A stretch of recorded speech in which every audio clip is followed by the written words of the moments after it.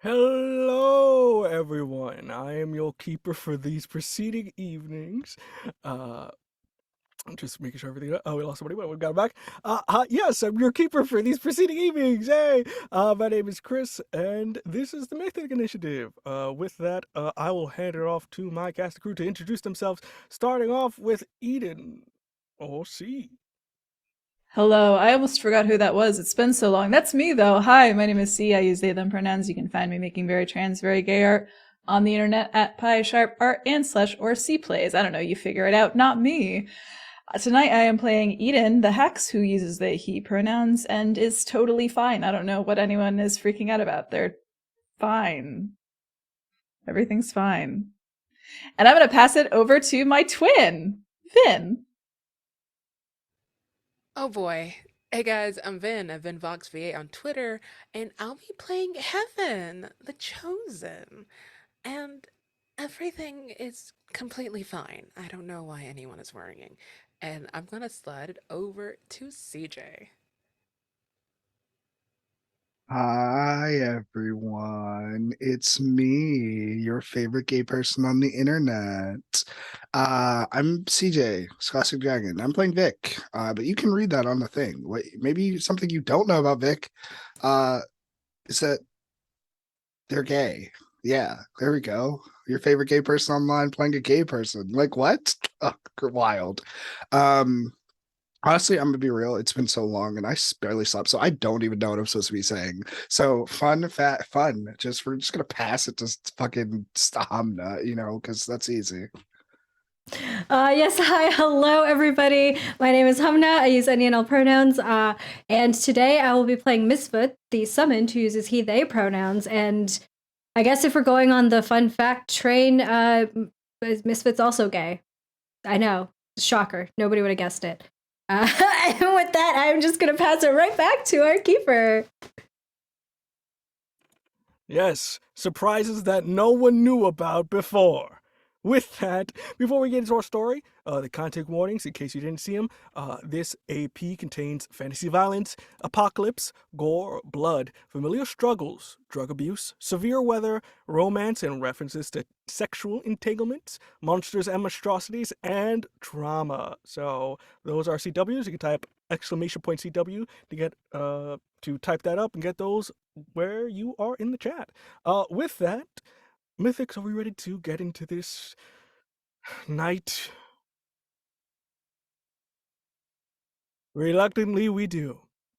We start off the same night in which we left our Mythics off last, but somewhere else in the city. As we pan down to a library, specifically along the title of it, we see it says the Manuel Diostados Memorial Library. We see what looks like to be a young woman, probably maybe in about her early 30s, walking down the steps. You see they're putting their sort of jacket on as is a little nippy. You see that she's walking down with books in her hand, and we see another individual kind of walking up, looks like a security guard, kind of go, "Hey, Mimi." You see the woman kind of fixes their glasses. "Hi, the door should be open. Have a good night." You see, kind of, "You too." He walks into the library. As she kind of steps off the steps, you see a wind goes past her. See the books fall on the floor. Begins to pick them up and head over to her car. As she sort of goes in, she kind of pats herself looking for her keys. She goes, gets out the car. She left them in the library. She proceeds to go back in.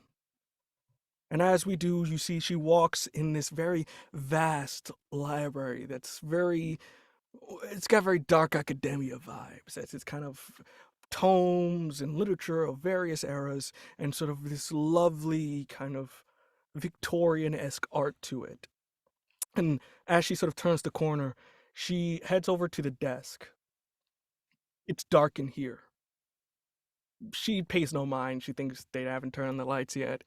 And as she kind of goes over to the desk, she goes behind it and sees the same security guard torn in half. We see the blood is still dripping off of the side of the desk on the ground as she is shook to the core, dropping her keys on the blood-covered floor. We hear other screams coming from one of the corners, and we hear something growling in the distance. Slowly coming as you see one of the guards trying to get out. They slip on the blood. Gets dragged as a carcass is thrown out. She ducks under the desk, trying to calm her breath as you just hear dun, dun. We see, while she is hiding in her desk, this creature that we can only see the neon eyes and the glowing teeth slowly coming over the desk, almost like they're going to attack. Until we hear other voices in Spanish immediately throw out fireballs, immediately rip out, and with that, rushes out the door. And as she kind of shakily gets up from the desk, she sees that the entirety of this section of the library is covered in blood. But that we'll get to in a second. As we pan over back to the house, we found Misfoot entering downstairs into the basement. As we see that Vasco is also there, just taking into account the new AD member that you guys have caught. He's kind of just taking inventory, kind of sees you over. Hey, Misfoot, how you doing? Hey, do you mind letting me have the room? With who, them? Yeah. And you can see that Misfit's countenance is very, very serious. It's unlike him. Normally, he is one for banter, one for just idle chatter, and they right now are very straightforward, very curt. No nonsense. He kind of looks at you. Yeah, just don't kill him, you know? We need them alive, so you be so kind and not to be harsh, but be you in a sense, so just be careful with them. I will be. And leaves them in their viewing compartments. Again, they're usually in smaller tubes, but for the moment now, you see they're in these sort of larger ones where you can see them full size. Both of them, you see Kalina on one side just slumped down, just beat up. You see JD is just smoking. He's just having a good old time. He's the first one to speak. Hey, how you doing? I think Misfit takes one of the chairs that is in the room and kind of spins it around and sits on it backwards, rests his hands up on the chair, and rests their chin on their hands and looks at JD. Where did you get that? Okay, we got a badass over here. Where did you get that? Get what? The cigarette. I had some in my pocket before, you beat the living daylights out of me out of my wedding, so, I have a couple of ciggies in here. Pass me one. And Misfit holds out a hand. Oh, yeah, let me just think. Oh, I forgot, I'm in a tube that I can't get out of. Is there a way for Misfit to put his hand inside? There's a way for him to, it's in a sense of, you can put stuff in, but there's no direct way for you to just put your arm through. It's kind of like they have it secured. You can try to break the security if you just want to open it. Not for a cigarette. Not for a cigarette. It's fine. If you open the door, we can have a lovely conversation, and then, we can have a cigarette. I might have some weed if you're feeling in the mood. We can talk about potential release after we've had our conversation. How about that? Finally. All right, what I gotta do? All right, I will do mostly anything. I'm fair game. Whatever you guys want. I want to get out of here. JD, you're my uncle's kid, right? Asmodeus. Yeah, we're extended family. Hence why you should let Shut me up. out, because you don't do okay. So that means that you probably, to some extent, know my father, right?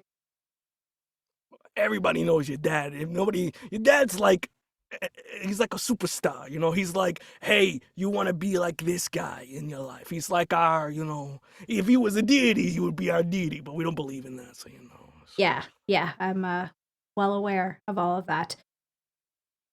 How much do you know about the people that my dad has had relationships with? You got a pen? I mean, the guy's got a list longer than the Nile. I mean, you don't blame him. He's lived so long on this planet and, this plane and whatnot, so, All right, let me be a little bit clearer. How much do you know about my mother? You see, he goes silent. I hear you. But we're not supposed to talk about that. We're not supposed to. Nobody's really supposed to bring up the name of she who may not be named. You see Kalina kind of go, Thule, it's the name. Just say it out loud, you dingies. Thank you. I'm glad somebody is willing to cooperate. She gives you the middle finger. Love you too, darling. Look, sooner or later, I am going to be taking over for my father, so if you want to have a good time in whatever world comes after him, you might want to cooperate. Tell me about her. I think this is a perfect time, Miss Vat. You have a ability here, if you so wish to use. Oh, yes. Yes. I have a move called What Are You Looking At? When I talk to a monster capable of reason and speech, if I ask it what it knows, I can pick one for you to reveal from a list, and I am going to pick the question. You can pick which of these two applies more. Either tell me something about where I'm from, or tell me something about who I really am. Whichever one is going to get me closer to learning about my mother. Are you more, here's my question for that. Are you more concerned about where your mother's from or what you are in relation to your mother? I think right now Misfit is more interested in learning more about like who his mother even is, and isn't quite thinking about the relation, like the implications that would have for them. I think it's more so about like, who the fuck is this woman? Because nobody's ever talked about her before. You see JD's very reluctantly look. You gotta promise I didn't say anything. Your dad will beat my ass to the next century. I even talked about Thule. You have my word. Don't worry. He's not going to find out. Okay, fantastic. So Thule was, I guess, your mother sister to both, Naomi and somebody else who I don't even know the name because that's a whole nother thing apparently. They had, they were in love. It was said that your parents met at sieges, like on enemy sides constantly. So your mother would be on the defending side, your father would be on the attacking side. And, it's a whole story. We don't know if it's true or not. But all we know is that they really became a thing after Constantinople fell. That was really where they just, clicked. And, it's lovely when an empire falls that you find somebody, but that's how it goes. But for the most part, all I know is that she died after someone or some people invaded a castle in probably maybe early 19th century for some reason. So you may have been born at the time. I don't know. There were kids involved, so maybe it was you or one of your siblings. So all we know is she died. And I think Misfit's eyes kind of like flashed when JD said that Thule's sister is Naomi. And he leans in a little bit closer at that. Naomi, you mean the mentor? Yeah, whatever you want to call them. They're sisters. Triplets. Clones, technically, if you want to be very specific. Clones? Hey, look, I don't know the whole story. I only know what they talked about at the dinner party. So, apparently the three of them were clones from somewhere else. That's all I know. I'm not an encyclopedia, goddammit. Oh, You clearly have something against Naomi. That's the whole reason you're doing whatever it is that you're doing, right? we all have something against Naomi. You hear Kalina go, that's fucking right. Well, tell me, why do you hate her so much? What are you after? Look, this is about good old-fashioned revenge, all right? She put us in... You see, as much as he tries to keep a calm composure, when he starts talking about where he has been, you see there's almost like, not regret, but in a sense of fear that you can feel behind his words of, she put us in that fucking prison, and it left us in a place worse than hell. There's nowhere worse than hell, but You would think, but there is. It is a place where you gotta fight for your life every fucking moment. When you can't sleep, when you can't eat, where everything is out to kill you. It's like that fucking movie Jurassic Park, but worse. and I think Misfit is like visibly having a hard time like wrapping his head around all of this. And he just kind of like shakes his head. So Naomi, the mentor, they knew. When Eden summoned me and I was brought here, they knew who I was. How the fuck am I supposed to know that? I wasn't there. I don't know. Well, she had to have known, right? I don't know. I don't know your mentor. All I know is your mentor was going around capturing all of us, and we had a great time hunting them those past 7 years. Oh, too bad we didn't fucking catch them. You see Kalina goes, shut your fucking mouth. Catch who? I've spoken too much. Kalina's right. Kalina, you're right. I mean, I should stop. I'm gonna stop talking Misfit now. gets up and walks up towards wherever their like little cage area is and just like presses right up against this barrier between us. Come on, JD. You're already talking. You might as well keep going. You want to be let out, right? Make a manipulate roll for me, please. Okay, I will try. I got a 6. 6. With that, you see Kalina give him a death stare as you see their ghostly aura. Don't say anything. I'm not saying anything. you know what? I think I deserve to be in prison, so I'm just gonna relax, sit back, and you know what? I'm gonna serve my time. You see he pulls out a harmonica. I'm just gonna serve my time in here. And Misfit turns to Kalina. I'm being serious, you know. If you talk, tell me whatever it is that you're hiding right now, who it is that you've been hunting down, I'll let you go. The others don't need to know. Like, I'm gonna believe a word that you're gonna say. You fucking put us here in the first place. What? A devil of lies can't tell the truth every now and then. And I'm gonna tell you a fucking truth. He's coming. And I'm pretty sure he's sending out the big guns tonight. Who is he?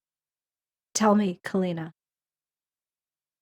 He's the person that's gonna haunt your dreams. He's the person that brought us all together to bring down your pretty little city and your mentor. The Dread King's coming, and he's coming on boots and heave. And look how well that's been going for him. 2 of his soldiers here, trapped behind bars. The rest of you will be joining soon. Like that isn't according to plan. And as she says that, you see Vasco come down.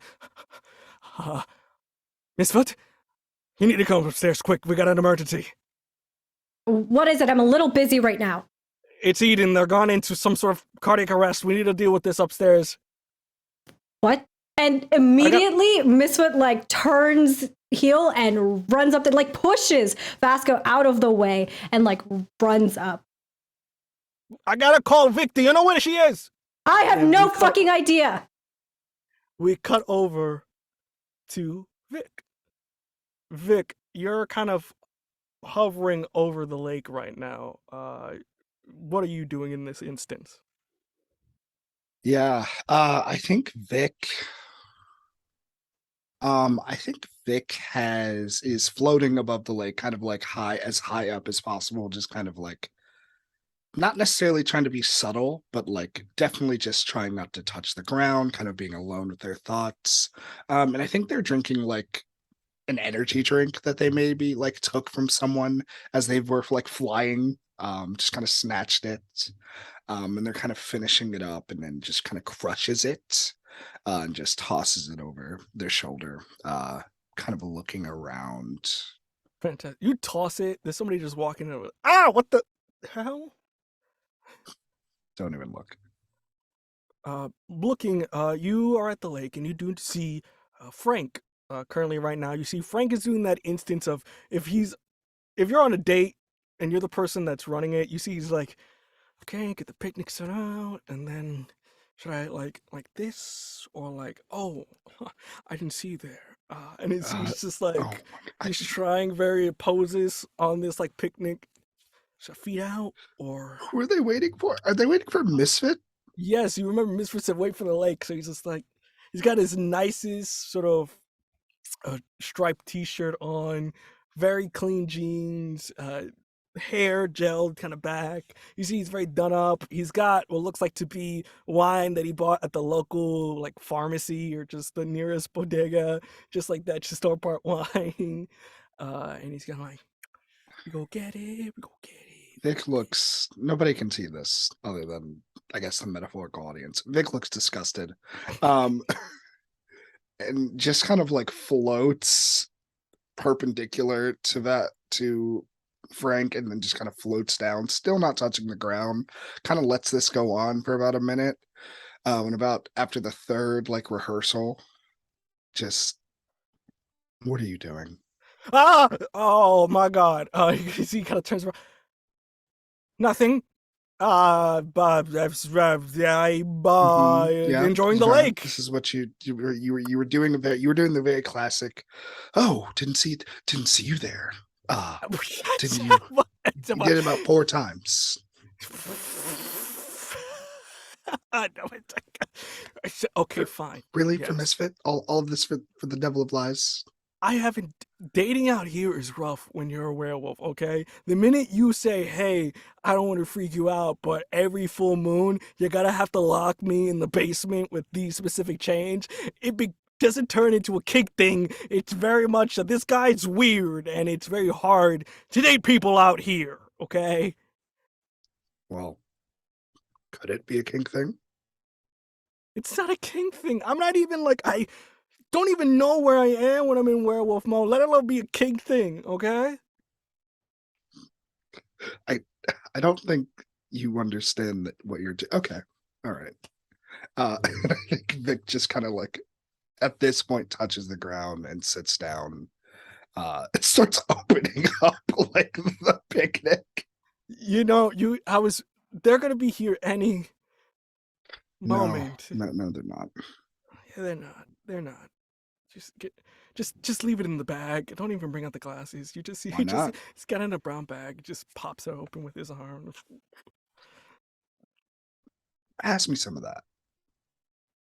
He hands it over to you. Fucking hate this city, man. And I think Vic kind of like looks at the bottle for a while, just and thinks a long bit, then pours a little bit, but doesn't drink it.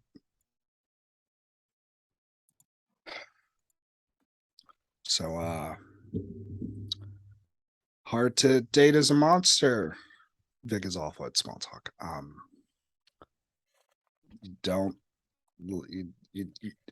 my god, what you're desperate. I need someone to talk to. So At least you're honest, I guess. What happened to you? You look like you got properly. Did you like dive into paint? Like, Jesus. And I think this is the first time that Vic kind of like looks at themselves. Oh, don't worry about that. Just mythic things. I'll heal. Did the Mythics rob a kindergartner's like art station? Like you're glittering, not in like that. Oh, you're glittering like you're literally glittering. That's a little weird. It's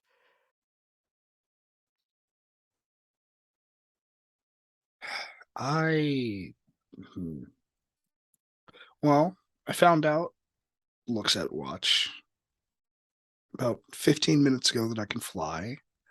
I got eaten damn. and I transformed into something new. It wasn't quite as bad. I'm kind And of sitting with that. how does that make you feel? I don't fucking know. Good, That's not it. bad. It's not an answer. You need an answer. And you see he puts his drink down. He gets very into therapist mode here. Just I need an answer. There's no good or bad. There's a specific emotion that you're feeling. What are you feeling? Like now, Yes, now. What? Fucking tomorrow? What are you? What are you feeling now? What are you feeling in the moment? guilty. Okay, Or guilty. Guilty about what?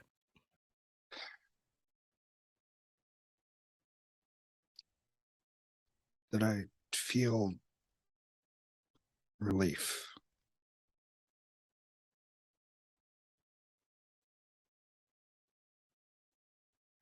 You know, when you're I mean, I don't really when you're carrying something heavy, uh and you put it down for the first time, that breath you take, relaxed, or when you're like clenching your fist and you finally let it go and you realize, oh, I've been or when you're like biting your jaw, clenching your jaw, you realize that I guess it was easy, just gonna let go. Oh, it's never that easy, you know. And the fact that I feel relieved, that's something that hurts people. Doesn't feel too good. What do you know? You're just a werewolf that turns into you know, loses their control every month. You could never relate to me. You're kidding, right? Yes, I'm kidding. Oh, okay. I didn't know because it was like other people like to think that, oh, you're a werewolf, you turning me. It's like it takes a while to. But I mean, look, did you hurt people? Yes. It's gonna happen whether you like it or not. I'm gonna be very honest with you here. It happens. We're monsters in a city that is constantly full of drunk people at night, especially during March. Someone is gonna get hurt. Sometimes mortals do it to themselves, all right? Let's be honest with ourselves. So don't feel bad about that. You should feel not necessarily pride, but you're taking your first steps into controlling who you are. You're taking yourself back. I mean, have you done this before? I mean, you make it sound like you just started to kind of let go, and that kind of sounds bad, to be honest, especially around our age. You should already have let this thing out a couple times. Well, and I think Vic kind of like gestures at maybe like a badge or like, oh no, Vic kind of gestures at the dog tags. Can't really do that too often. See, that's why nobody likes freaking curators, because they're all about control. They got this whole city in control. Don't hurt humans, whatever, right? That you can't control magic. You can't control nature as much as they try. That's why everybody's scared of them too. You do something bad, they send you off to this mysterious place of unknown origin, and you only come back changed. Nobody likes them anymore. They're not doing their job like they were supposed to be doing. And I think Vic kind of looks quizzitively. What are they supposed to be doing? Well, they were formed by, to protect people and us too. It wasn't just to protect us from mortals, it was to protect everybody. And it seems that every day it's becoming more and more about controlling us rather than protecting people.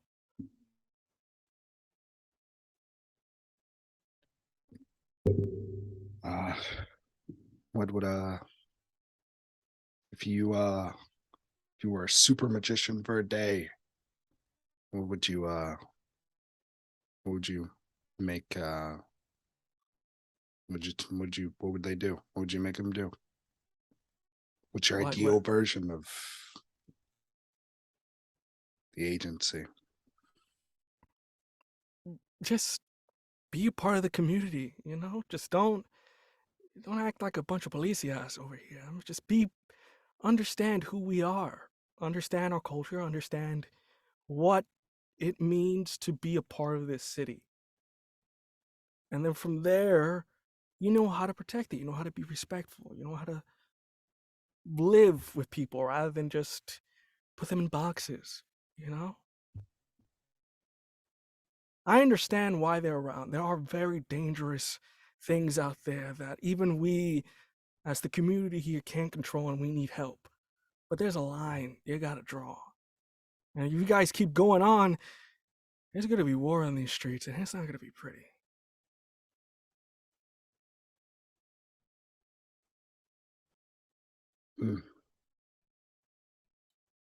Yeah. I think Vic kind of just reclines, kind of puts their hands behind them and kind of looks up. Maybe takes a sip of the wine. Yeah. You're kind of smart, Frank. I did go to college, so I'm hoping. So you went to college? Yes, I went to college. There's a university in this freaking town. Like, come on, I was not gonna. Yeah, I went there once. It was it's kind of gross there. You were at the frat houses, probably. There's like it's a whole thing beyond frat house. It doesn't matter. It's just, All right. yeah. Show me sometime. Well, and he sort of pulls out a notepad that he had from his workshop, kind of writes an address down, rips it off, hands it to you. We have this. It's not like AA. It's kind of like AA, but for monsters. So, like, if you ever want to we kind of just talk about, what it is. We got, me. There's this new guy that comes around who's got like this cute little like lightning wolf, which is like fucking cute. And then also, um, we got fae, we got vampires. It kind of just everybody comes in and we just talk about how it is just to live life. So if you ever want to come by, we have every Thursdays. We got some awesome comida from the local school there. So just come by, swing by. Wait, are you an actual therapist? Not a therapist per se. Like I did, some psychology minor, but I'm not a therapist. I just run the group. So it's just like got it. It's just like somebody's got to run it, and people are lazy. And it's like, if you're gonna get it done, you're gonna get it right, because you need to set up the date, you need to get the chairs, you need to get the food, and everybody thinks it's just you come and shoot the shit, but you've gotta. It's about setting it up. All right, but fucking eat the food, relax, take a breath. You see, Vic, your pager begins to beep beep. I guess I look. It says, Vic, get to the house now. I pretend as if I don't look. 3 exclamation points. I put it back in my pocket as soon as it says Vic. Just. So we ignoring it? Oh yeah, we're ignoring it. Fantastic. And I think we zoom away. As we zoom back to the house, as the front door opens, boosh, that kick down, we see Eden. You feel horrible. It's almost like you see your blood is swirling about you, almost like sand in a vortex swirling about. You're in agony. Your eyes are almost like glowing in the sense you feel just it's overwhelming. It's in pain. You feel everything 10 times much. And you see next to you, we have Heaven. You're on the side as well, as you see the group is just immediately pushing your twin into the nearest bedroom that they have. You see at this point, Misfoot, you come upstairs along with Vasco. Vasco goes, I'm trying to call Vic. It's not working. And you see Eden like a mess. Misfit runs over immediately, and like if Heaven is like helping to support Eden, Misfit kind of like doesn't push her off, but kind of like like nudges her like to the side a bit in order to like get a better like spot around Eden to support them. What the fuck happened? Eden was doing relatively okay beforehand. What the fuck happened? You see the director, I would like to know too. He looks at Vasco. Look, I gave them something to help.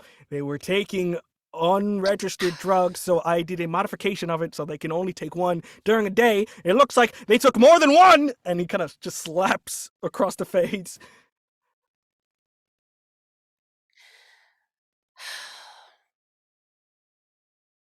I'm speechless. I'm sorry. They're already like a little flustered with Misfit, so they're taking a step back so everybody else can panic and fuss over Eden. Being this chaotic, it's not productive. I'm letting you handle it, because clearly you want to handle it.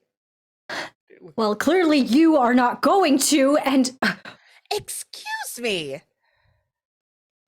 No, never mind. Eden shouldn't have even gotten to this state in the first place if he was with you this whole time. Eden, Is this because of Vic? Eden, you feel anger. I need you to lash out with your magic at these people. There's anger. You need to respond back with anger. Ah! Ah! Ah! Okay.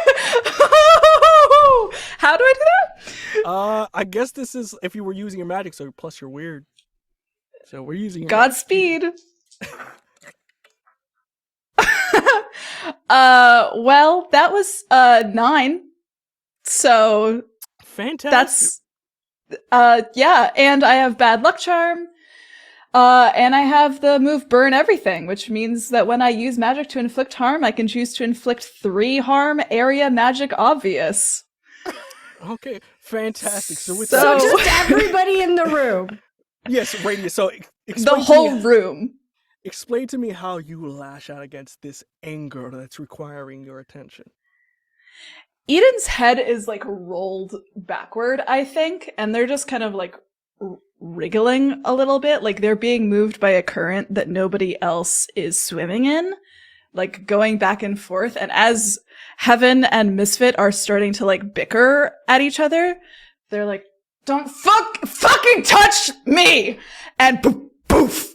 Like just this pulse of pure force goes out in literally every direction, like they're the epicenter of an earthquake that feels like getting struck through with a live wire. I say that a lot because it's true.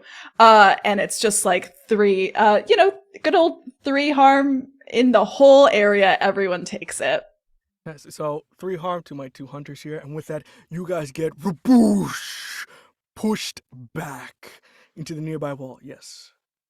Just so y'all know, I am 2 away from dying. I'm unstable. Oh no! You get pushed back, Eden. Your head gets hit as hard as it can right to the nearby post. Heaven, you get hit back as well. But with that, as you feel this damage, your life in danger, I need you to invoke Destiny's Plaything at this moment, as this is a perfect time. Y'all ever get knocked so hard you have visions? This is a weird That's So Raven episode. That's a 6. I'm gonna take experience. Oh, okay. So with that, if I'm not mistaken, you just uh you vroom, get hit. And as you do, it's almost like slow motion for you. As your vision flickers, almost like lights. You find yourself in a maze. It's on fire. People are screaming for their lives. You see somebody get dragged into the bushes. Blood begins almost like getting squished. You see something towering 10 feet tall with 4 glowing eyes. Rushes towards you before you cut back out. Your head, it's almost like in a sense of like if a bomb goes off, your hearing is a little bit shot as it's almost ringing in your head. And with that, you see, without you able to hear the words, you see Vasco shouting at you, proceeds to go and take your sword. Do you let him? For the drama, yeah. For the drama! You see, he takes the sword, jumps on top of the bed where Eden is, begins to mutter words that neither of you can hear. As you see runes begin to boom, boom, boom, boom. Rips your shirt off, Eden, and immediately stabs you in the chest. Misfit gets in the way. What are we doing, Miss Vogt? You got one shot here. All right. Misfit sees Vasco grab this sword, and at first he's like, because he just got fucking like yeeted up against this wall, like probably their like head hit up against the wall, and they're a little bit dazed, and so they're watching as Vasco like takes this sword from Eden, and they're kind of just like not sure what he's gonna do with it. But then when he starts to activate it functionally, I think Misfit, like without even thinking, grabs their pant chain, like yields his fire like giant hell sword, and as he does so, I'm going to activate my quote unquote angel wings. And for the first time ever in Misfit's life, these gigantic, like almost like skeletal bat-like wings erupt out of Misfit's shoulder blades, and they're covered in a burning flame, like larger than life burning flame. And Misfit blinks out of existence for a second, and the next time that they reappear like on top of Eden, with the sword out to block Vasco. You almost like Final Fantasy collide with the sword. You see him go, I am not trying to hurt your friend, I'm trying to save them. If you do not let me do what I need to do. Stabbing them? It is way more complicated than what you see. It is not stabbing if there's nothing there. What? Somebody's screaming, and it's Eden. By the way, just so we know. Like, they're just screaming now. They're gonna kill us all, so trust me for once. And I think in that beat where Vasco had said that, like, there's nothing there, I think that is just, like, that is the exact moment that Misfit, I think, like, loses, like, their grip on the hold, where they are surprised by that. And I think that's just what Vasco needs to, like, get around Misfit. With that, you're distracted. He circumnavigates around your sword as you see him plummet the sword into their chest, taking 2 harm. But as that happens, you see the sword begins to react. Vroom, vroom, vroom. You scream, Eden, at the top of your lungs, and I'll give you one moment here to try out your new move on them, if you wish. You don't have to if you don't want to. Oh, I do. Pretty please. Roll that bad boy for me.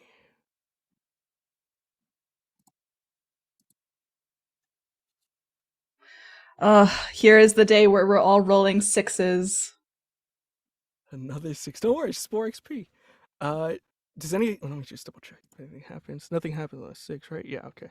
With that, you get stabbed in the chest. You feel weird at this moment as well. Vic, you feel a pain in your chest. It doesn't feel good. It's like someone stabbing through it. It's not great. You kind of catch your chest for a moment. And with that, you see all this energy in the room go into the sword. He gets pushed back. And Eden, you feel better. It hurts, but you feel better. And you see the sword slowly begin to hum back to normal. As you just hear Kelgar kind of go, "Oh my god, I'm gonna be sick." Uh, will pulling the sword out damage Eden? Like, I need to know. It's already out. It's in Vasco's Okay, hand. okay. You see he got pushed into a nearby corner. You see your sword, while it Oh. can't physically, just like, I don't feel great. You can see it just on the ground, just like ting, ting, ting, ting, ting, ting, rolling over symmetrically. Yeah, Heaven's gonna pick Kel up. I don't know what you did, but thank you. Just kind of looking around the room and like, she What the fuck are you thanking him for? They just stabbed me. And Eden's kind of rolling around on the bed. And now that their shirt is torn open, everyone would be able to see like the lines of script running down. And specifically, it's all centered around almost like a starburst coming out from over their heart, where there's a tattoo of an eye, like an old biblical etching of like a single eye. That's like and then this like angelic script radiating out from that's just like it looks like they did it. It's in their handwriting. It looks like they tattooed themselves like they were writing something, like notes on their own body. And they're kind of like thrashing around on the bed a little bit, like groaning in pain. Vasco gets up. I saved your life. I told you 1 dose. You took 2, and you crashed. And who fucking told you to do that? Who fucking told you to save my life? When you decided Fuck off. You know what? When you decided to endanger everybody's life, I took it upon myself. Because I thought I could trust you. Miss Foot? mistake number. Is Vic in the room? Vic, what you feel that pain in your chest? I don't think they're not here this moment, but I'll do real quick. Vic, you feel that pain in your chest go away. You see Franco. Do I need to call an ambulance? Do I need to call like a coven of witches? I don't know what your medical is like. It's really funny. I think Vic shattered the glass that was in their hand, and it's like just throwing away fucking wine, and then looks at the pager. I gotta go. And I think instinctually, because Vic was like, oh, this is a date, gives Frank a kiss on the cheek and then fucking zooms away. You see, he's like, blood, I got, oh, and just like, call me, as you just fly away. So yeah, be there in like, I don't know, 5 minutes. I don't know how fast I fly. So you, Black Adam, just zoom away. With that, we return back to you three there. Vic is not in the room at the moment, and you see that Vasco is very angry at Eden, going, "You're lucky I was here, because if I wasn't, you would have not only burned this house to the ground, you would have hurt a lot of people with your irresponsibility." Don't fucking talk to me about irresponsibility when you work for the most irresponsible agency ever known to humankind. Do you see the director? That's enough. Vasco, in the office now. We need to discuss this little medical education you decided to pursue. The rest of you, clean up. With that, you see Vasco look at you. It's not over. And begins to walk out with the director, who looks even more pissed at him than he is at you. Misfit runs over to Eden as they're like rolling around, and they like stabilize him in their arms, and you can like probably smell before you hear it the like burning skin as Misfit makes contact with Eden and all of the areas of Eden's body that are tattooed. Hey, you're okay. You're okay now. I don't know what the fuck Vasco did, but you're okay now. Of course I am. Always bounce back. Yeah, I need you to not do that again. Do what? Go to work? Let Vic bite you. I don't know what the fuck she did, but this is not okay. And Eden looks like past your head and says like, that's not what I said. And they like turn away, like they're turning their face into the pillow, right? And just kind of like rolling back and forth there for a moment. Like they're trying really hard not to look at you. And Misfit kind of like cocks his head and I think doesn't like turn Eden, but kind of like moves himself to be in front of Eden's face. Hey, what are you talking about? No, I'm not. Vasco said something about there not being anything there. What was he talking about? Why? Of course, there's nothing there. True. And Confused and garbled, but true. And Misfit takes his hand and I think like very slowly and tentatively like puts it on that eye that is tattooed across Eden's heart. It doesn't burn you. And Misfit removes the hand, looks at his palms, which are fine. Well, burned from previously touching Eden earlier, but now fine. And then touches it again. Why is nothing happening? What would happen? And Misfit takes the other hand and puts it on Eden's face, like kind of cupping it, and runs a finger along Eden's bottom lip. You know what happens. At this point, you hear the door. Oh, Vic, it's you. Hey, look, it already happened. I don't know, you're kind of late. As you hear, Vic is home now. Does Vic enter the room? It's up to Vic. Vic, you see Oh, that? yeah. I think you see Heaven exiting the room. Again, that's like second floor. You see this place kind of got slightly wrecked. You see Heaven looks like they got beat a little bit. Heaven didn't leave, actually. Like, they're just Oh, been, like, okay. sulking in the room. Like, this is just Young and the Restless. Yeah. Then Vic kind of like looks through a few doors, kind of comes in, eventually like peeks their head in, sees Heaven. Hey, You see across the hallway, just before you enter there, you see across the hallway, director's just giving it to Vasco. You can just hear yelling and especially with, he's like taller, so it's like very down to him, so it's even worse. But you enter in, you see this chaos that's in this room. Yeah, I think Vic immediately walks over to Heaven, seeing that they're injured, kind of like does a quick pat down. How injured are you? Like a lot or? Well, since I have 2 armor now, I only took Oh 1 my damage. god. So, like, she got hit, but, like, the damage is very minimal. Yeah. So what, you just kind of look a little disheveled? Yeah, disheveled, mostly pissed. Yeah, they were having their moment. I was just gonna let them have it. Oh, you good? You look. I'm fine. I've never been better. I'm lying. No, don't worry. I know. Then kind of looks over to the lovers in the corner.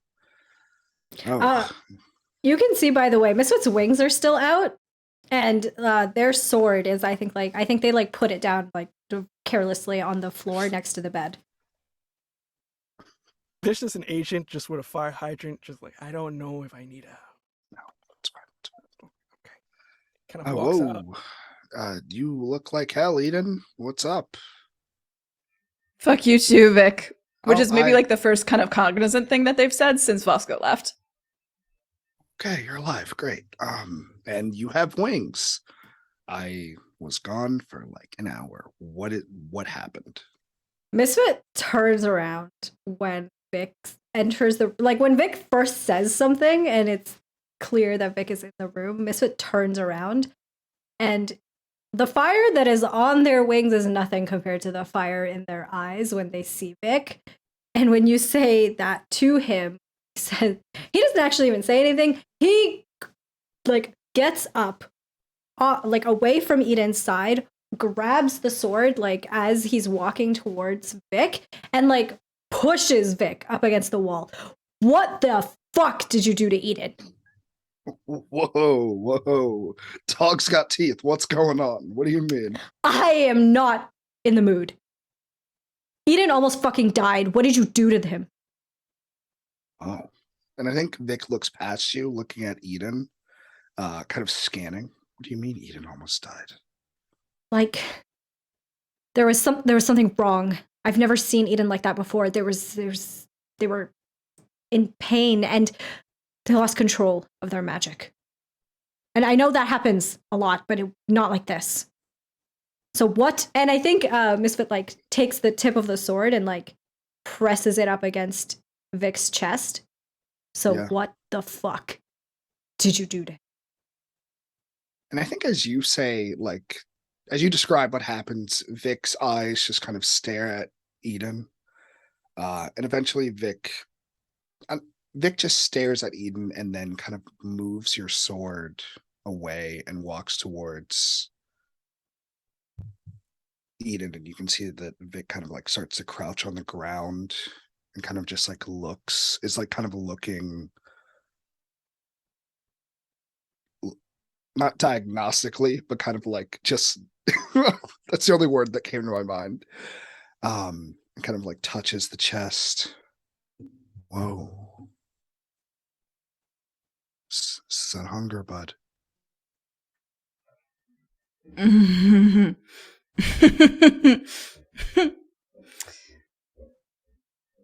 Fuck off.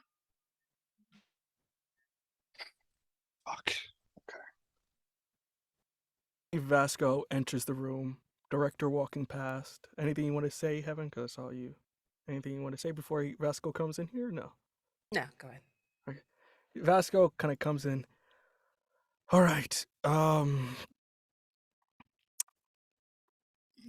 Takes a moment to just get himself together. So, Eden, you gotta be fine. Under direct orders of the director, you're on detox. So all of your stuff has been confiscated and thrown away. You can't do that. Yeah, we can when you put everybody's lives in danger. So you're on detox, and it doesn't matter anyway because you should be drained at the moment. So it's gonna take you a while to get to your full strength anyway. I can't do that. I can't do that. You lost that right when you put everybody in danger and you didn't listen to one dose, not two. So you need to shut up, sit down, and take it. This agency doesn't get to tell me what to do with my magic anymore. It does when you endanger people. This is the danger. What did you think that was gonna do? 1 pill or 2? See what happens when I stop taking them? It's already been decided above me. It's already been confiscated and probably thrown in a trash compactor right now, being crushed to God knows where. Is somebody going to explain what these pills are that we're talking about? Well, your friend here has been trying to actively suppress their magic, and we don't do that. Maybe for a day or two, but they're doing it for a long time. And what they don't know, and he kind of pulls out a quick paper, begins to draw something. Think of magic like a river, right? He kind of draws a river. Magic is supposed to free flow between a person and the original source of magic. Whenever you use it, you're diverting it to you, right? Now, when you block your magic and he draws a line through it, you're effectively building a dam, right? And what it is supposed to suppress it. Here's the thing. No matter how hard a person tries, whether they're magically innate or not, magic has to flow through and it always finds a way. So when we keep taking drugs and you keep that wall up for longer, and longer, it builds up. And then when it breaks down for whether they did too much or completely stop, it, and he kind of redraws it more violently, it crashes. We specifically call this term rushing, in the terms if the magic rushes into the body, and it turns into a very cataclysmic event. So hence why we're taking away their drugs, is so that they can equilibrium themselves here.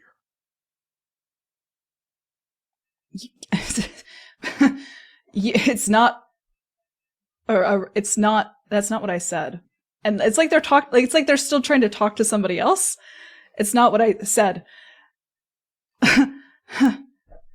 No, it's not a river. Okay, Naomi didn't just make a river; she made a fucking ocean. It's not a dam. It's the shore. Okay, I'm building a shore where it has to stop somewhere, so I'm building the shore. Okay, see, they're delirious. This is one of the steps. When they did too much, their brain goes blah, and especially with the rate they've been doing at it, their brain is probably super blah. So at the moment, they're gonna sit here, have some rest. The three of you need to head out immediately. We got something's out there, and it just wrecked the Mariposa Society, which is not a good thing. It's fucking midnight. What do you mean? Someone broke into the Mage Society and ripped it a new one, metaphorically and literally. What does that have to do with us? No, I'm going to. No, you're not. You rest. Yes, I am. You're You're resting. in no condition to be going anywhere. And if Eden needs to stay, I'm staying with them. I'm heading out and doing my job. Does anybody else, Vic? We can arrange something, please. I need to get out of here. Wait, Heaven. Talk to me, sleep, and they're out the door. And as soon as Heaven's out the door, Eden tries to get out of bed. Oh God! Whoa! Vasco puts hand on your chest. Sleep. You want me to do it again? Why don't you do something kind for yourself? It seems like you haven't done that in quite a while. The kindest Okay. thing to do would let me go with my twin. Okay, you know what? Fine. Eden, if you want to come, you can. And Misfit looks over at Vasco. Make sure that Eden stays safe. So back off. Fine. Because you trusted me, I will now trust you, but do not abuse that. I would never. And Misfit goes, I think, to help Eden get up. They wobble a little bit, but they find their feet. I think Vic is still there, just kind of like giving you a hand. And I think before Misfit kind of comes over, just kind of whispers, did you tell them about the empty? They don't say anything, but their eyes say no. And Vic just nods. He kind of goes, we don't know who we're dealing with yet because we're still gathering information, but just for now, head to the Manuel de Ostados Memorial Library. And Heaven, this name clicks with you for an instant. As you remember from the first episode, Mimi, the person you talked to, lovely person, shop at the same cardigan sweater shop you go to, is one of the mages there.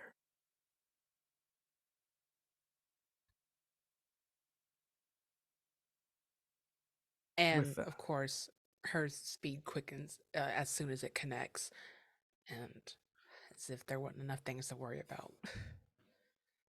Fantastic. So, do we all head to the library? Great.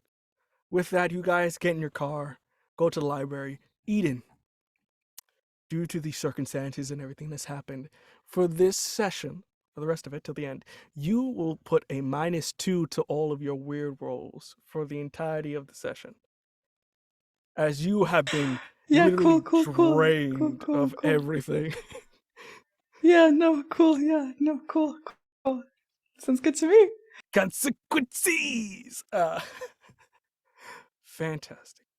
With that, we head to the library. It is about midnight, especially with you guys getting there. It's probably maybe about midnight, like 30 minutes after. And heading to the scene, you see it's kind of taped off. Police are around there. You see blood is dripping on the steps.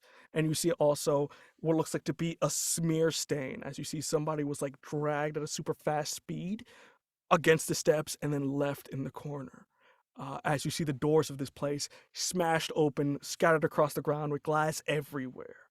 Uh, the cops let you in as you flash your fake badges. And you see in a corner at the moment, you see entering, it's a very grand library. And from what you generally know, this is a group of people known as the Mariposa Society. On the outside, they are a foundation that helps Cubans get assimilated to American life whenever they escape the islands, especially with this being the 80s. A lot of Cubans fled from Cuba to escape from Castro and all that bad stuff that was going over there. So this acts as a charity to help people get assimilated, providing housing, food, education, anything they need to get a life started. But what you know, and the rest of the magical community knows, is that this is also a group of Cuban mages that escaped before Castro came in. And it was rumored that they had something with them, that the reason why they escaped was to keep it out of Castro's hands. But what it was, you don't know. In this moment, you find yourself in the lower echelons of what is this library. You see there's blood everywhere, and you see shaking like a chihuahua in the corner, Mimi with a blanket over them as there's blood just almost like splatter painted across their face and against their glasses that they still haven't wiped as it's drenched into their cardigan as they're just shaking with a coffee in their hand. For this instance here, what would you guys like to do?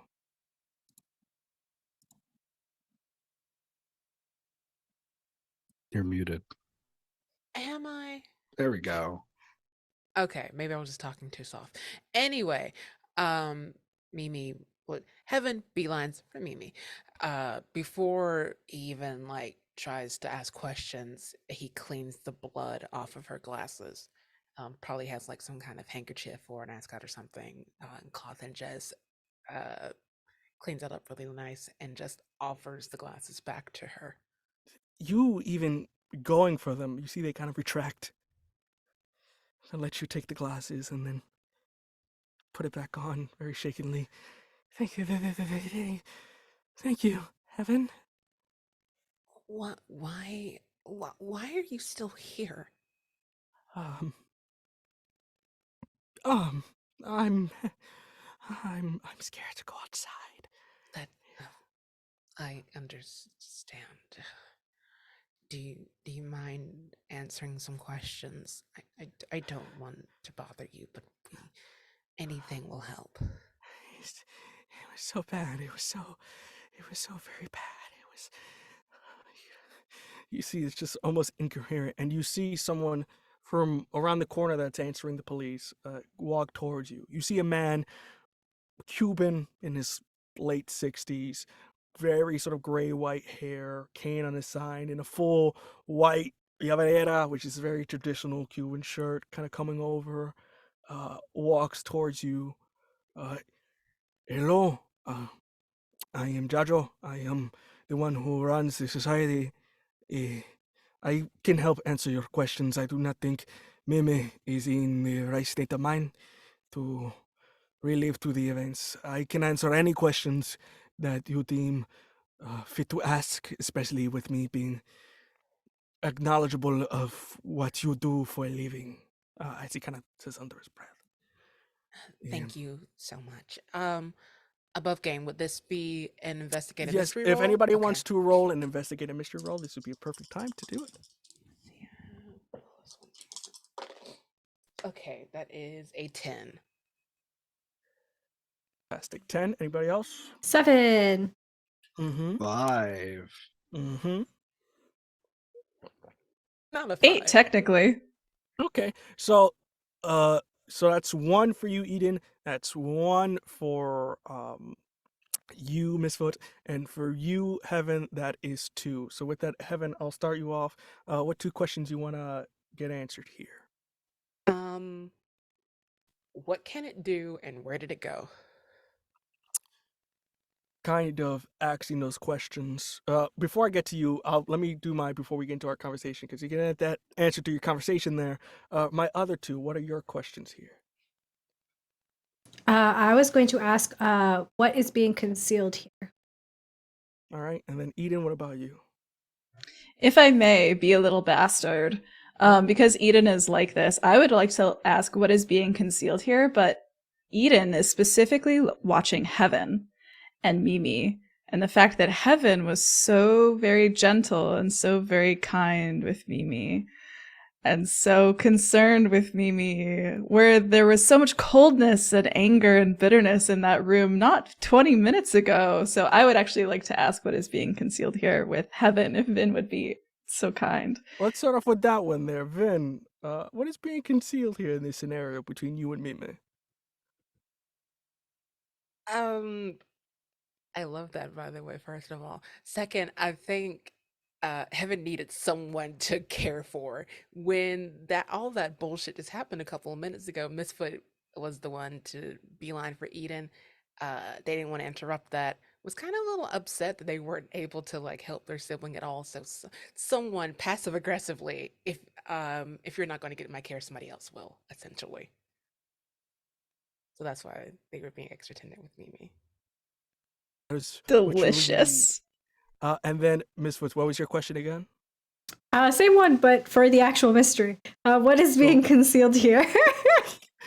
The important one, got it. No, they're equally important. With that, you begin to look around. You see that there was a battle here against multiple mages. You can see they were casting spells of a very high power. So these weren't just your trainees. This thing wiped the floor with masters. And as you kind of go down a hallway, you see that there's a room that the police can't see, but only you can, as it is a more magical door.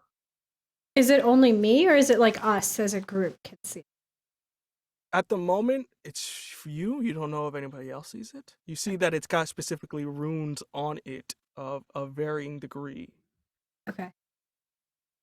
And you also see blood coming from it. So in a sense of like a smear. And that is what you notice. Now going back to Vin, her question was, where did it go? Or what was your question? Remind me, where did it go? Where did it go and what can it do? What can it do? You see Jajo kind of go, we have only heard about it in legends, and we did not think it was real, even for people of a magical quantity. My people refer to it as El Lobo de Fuego, or in your language, the Firewolf. It is a creature that spends most of his time within Brazil for about in the 1930s. Went on a rampage. It was stopped by someone, and we don't know who, but apparently it must have been captured, and now it is out and about. The creature has a infinity for magical people. It likes to feed on them, and it only grows stronger. And my people categorized it as a creature that was very fast and had the ability to suck souls, even though it liked to do it in a very messy fashion. I think Vic breaks something. You just see in a corner, snap! You see one of the plate, damn. Just, that was my pen. My bad. I'll get you a new one. Vic walks away.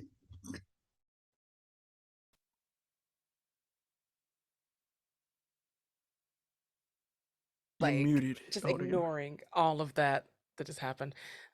Thank you. And did you have any idea where it went? Did it have a direction? All I know is that it was headed for the outskirts of the city, He seemed to be moving at a very fast pace. I was only able to deflect it. He ripped to our magic like it was fucking paper. I mean, he thoroughly did a number. We lost a lot of good people. And on top of that, it stole something very valuable to us.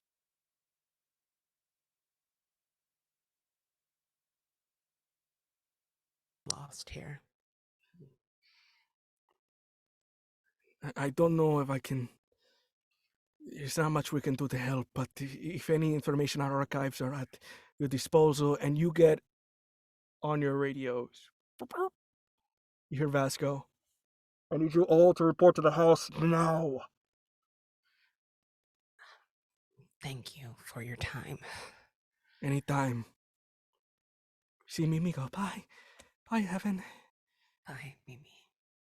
Are we really going back to the house? We just got here, and there's... And Misfit kind of points in the direction of the door that nobody else can see. There's something here. We're following orders for the time being. Is that a good idea? Why send us here if they didn't want us to finish the job? Can we not just see what happened when someone didn't listen to what they were told? We're going back to the house. Heaven. As much as I do trust your very wise and implicit Yes, and please keep stroking type my A ego. It would help nature, me a lot right now. Thank you. your sibling shouldn't count in that matrix of answers. We got a few minutes. Let's check out what Misfit's pointing out. Can Eden see the door? You see the door, but you don't see anything magical. You haven't seen anything magical since you got out this car. It's almost like you're normal. It's disgusting.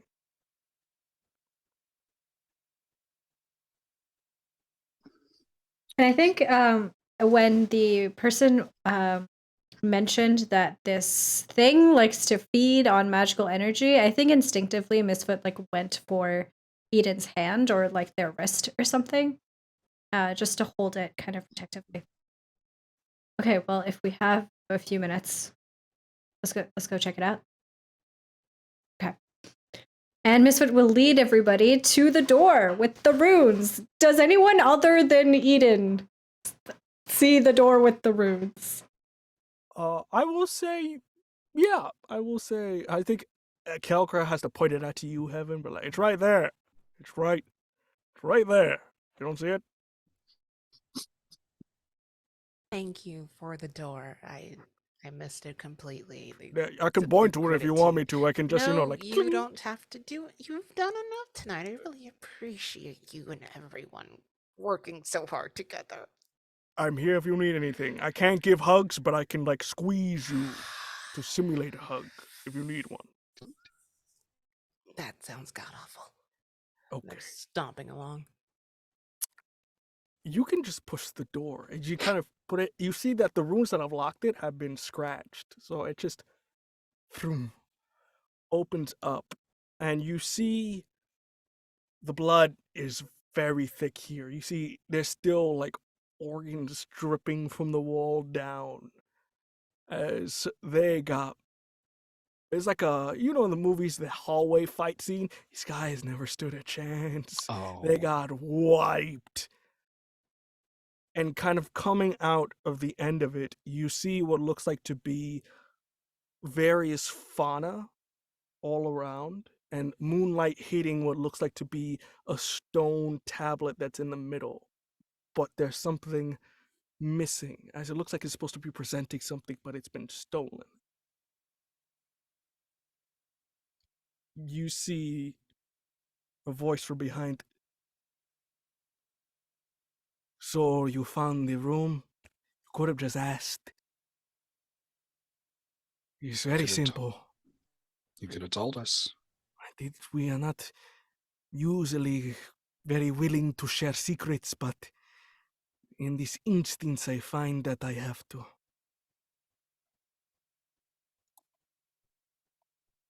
This is a room dedicated to what we call The white sapphire Mariposa. It is...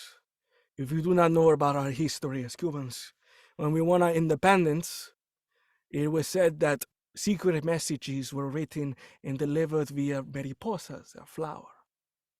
But that is only half the story, as there was one mariposa that we used in order to inscribe our arcanic secrets to pass from one generation to one generation. And you can equivocate it to a sort of ancient encyclopedia that we have kept secret for a very long time, even from our old countrymen. Whoever has stolen our mariposa has knowledge that is forbidden. Knowledge that should not be for the eyes of monsters. That is why you need to find whoever did this and bring them to justice. What does it do? It doesn't do anything, but it has secrets written within it. It is like a tomb, in a sense. Tombs for empowering oneself, tombs for wiping out cities, tomb for getting rid of your magic permanently. But they all have a cost to it, something that should never be revealed to the world. Cost. Eden, Unless you don't know. act under pressure for me as you hear those very lovely words. Okay. An 8, actually. An 8. Let me see. For an 8. You didn't fail, so you're good. So you're able to resist your temptation with this here. Uh-huh. You kind of do act, but there's... You'll have to make a hard choice later. We'll see when that happens. Yeah. Eden's still holding onto Misfit's hand, and I think it just like tightens a little bit, like almost uncomfortably. Like they look fucked up and like they're a little ragdoll, and their hand has been so heavy and like almost soft in yours, as soft as Eden can be. But the second that happens, it like almost like crunches the bone again, similar like along the spot where they had broken your hand yesterday. I don't even know when that was. But like the same kind of energy kind of snaps back like a strike of lightning somewhere really far in the back of Eden's mind. And they like seem to perk up and get a little bit more alive. Misfit feels that, and I think given everything that we have learned today, I don't think it's, and also, you know, all of the everything that Eden and Misfit tried to do, I don't think that it's hard for Misfit to tell why Eden is suddenly so interested. And I think, out of the corner of his eye, kind of like looks over at Eden and then looks over back at this tablet. And I think says to this person, what about Vic's question? What is the cost to this? He kind of, you see he's kind of speaking to him in Spanish. He's trying to try to find the right word for it. And he kind of goes, so como se dice, bodies, souls, essence, the resource. It requires a lot of death. All of you are very familiar with the face Eden gets when they're doing calculus, like when they're doing magic calculus, and they're doing it. They don't say anything, but like they are thinking really hard in the way that they do. And then they turn to anyone. It's time to go, I think. Yeah, it is. Do these souls need to be living?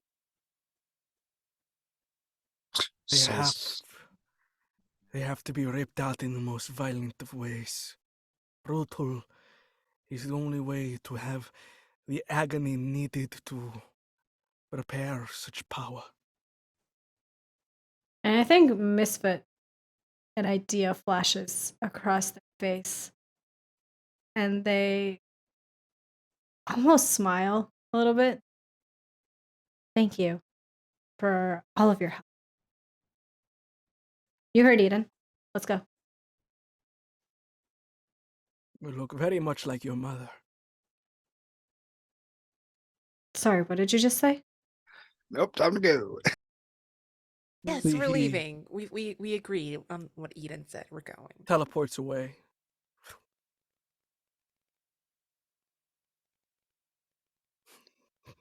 Get fucked. I'm like the fucking SpongeBob meme of like, what is happening?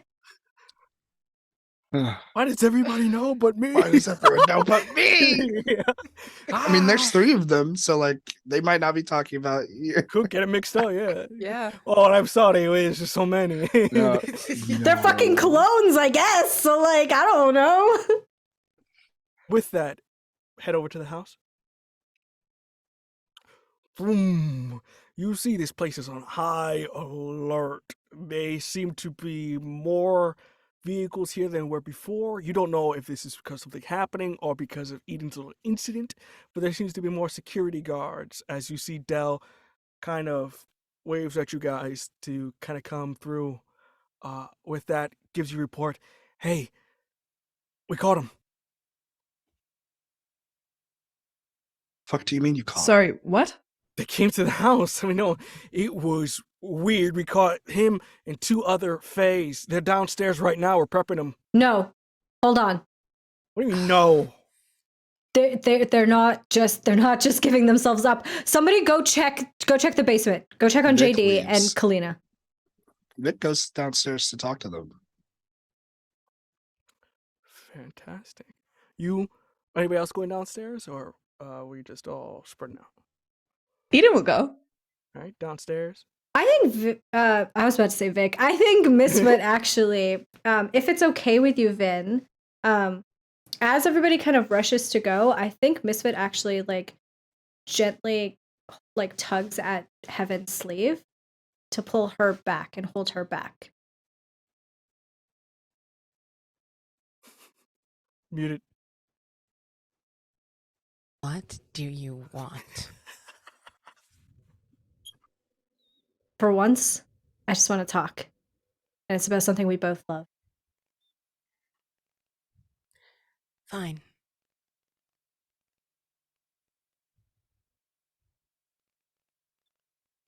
Continue. I wanna see what Okay, you're sorry. saying. I was I mean, wondering if we're Paco, I cutting wanna to see where break this goes. soon or not. Okay, No, cool. we're gonna cut the break, so don't worry. Cool. I just going. wasn't Just sure. wanna see I was where like, this I'm gonna. Okay, cool. Misfit, I think, takes Heaven to a. I don't know whether we can get privacy given how much security we have around the house now. For story, you can get privacy Cool. for story purposes. Cool. Misfit will take Heaven still outside of the house, but somewhere kind of like off to the side where there are fewer guards, and they kind of sigh and they look at Heaven very, very intently. Did Naomi do this to Eden?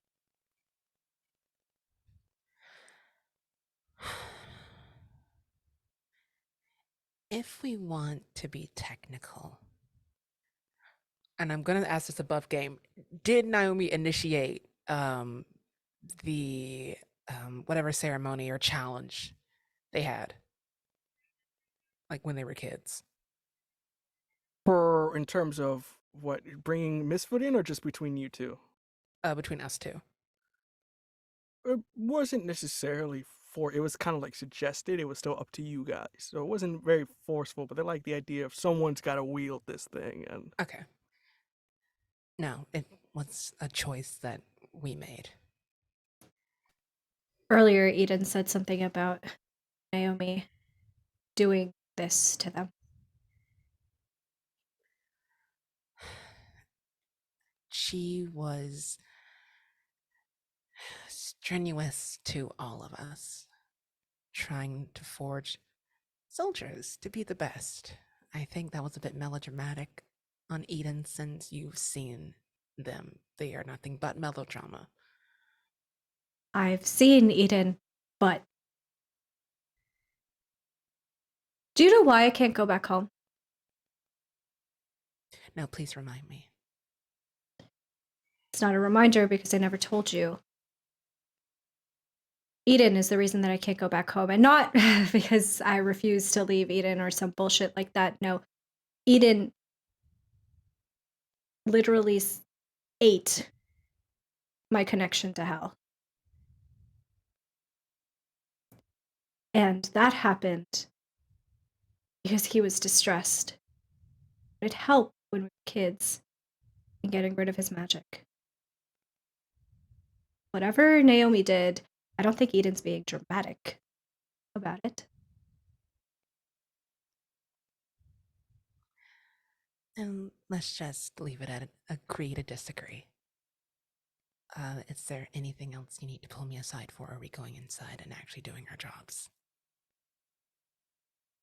I just thought you might want to help. Since you care about them, right? You clearly care more, and I don't want to interfere. Don't let Eden hear you say that. It'd break his heart. And Misfoot walks away. And as Misfit turns, you have the grimmest thin line smirk at that line. But he holds his tongue.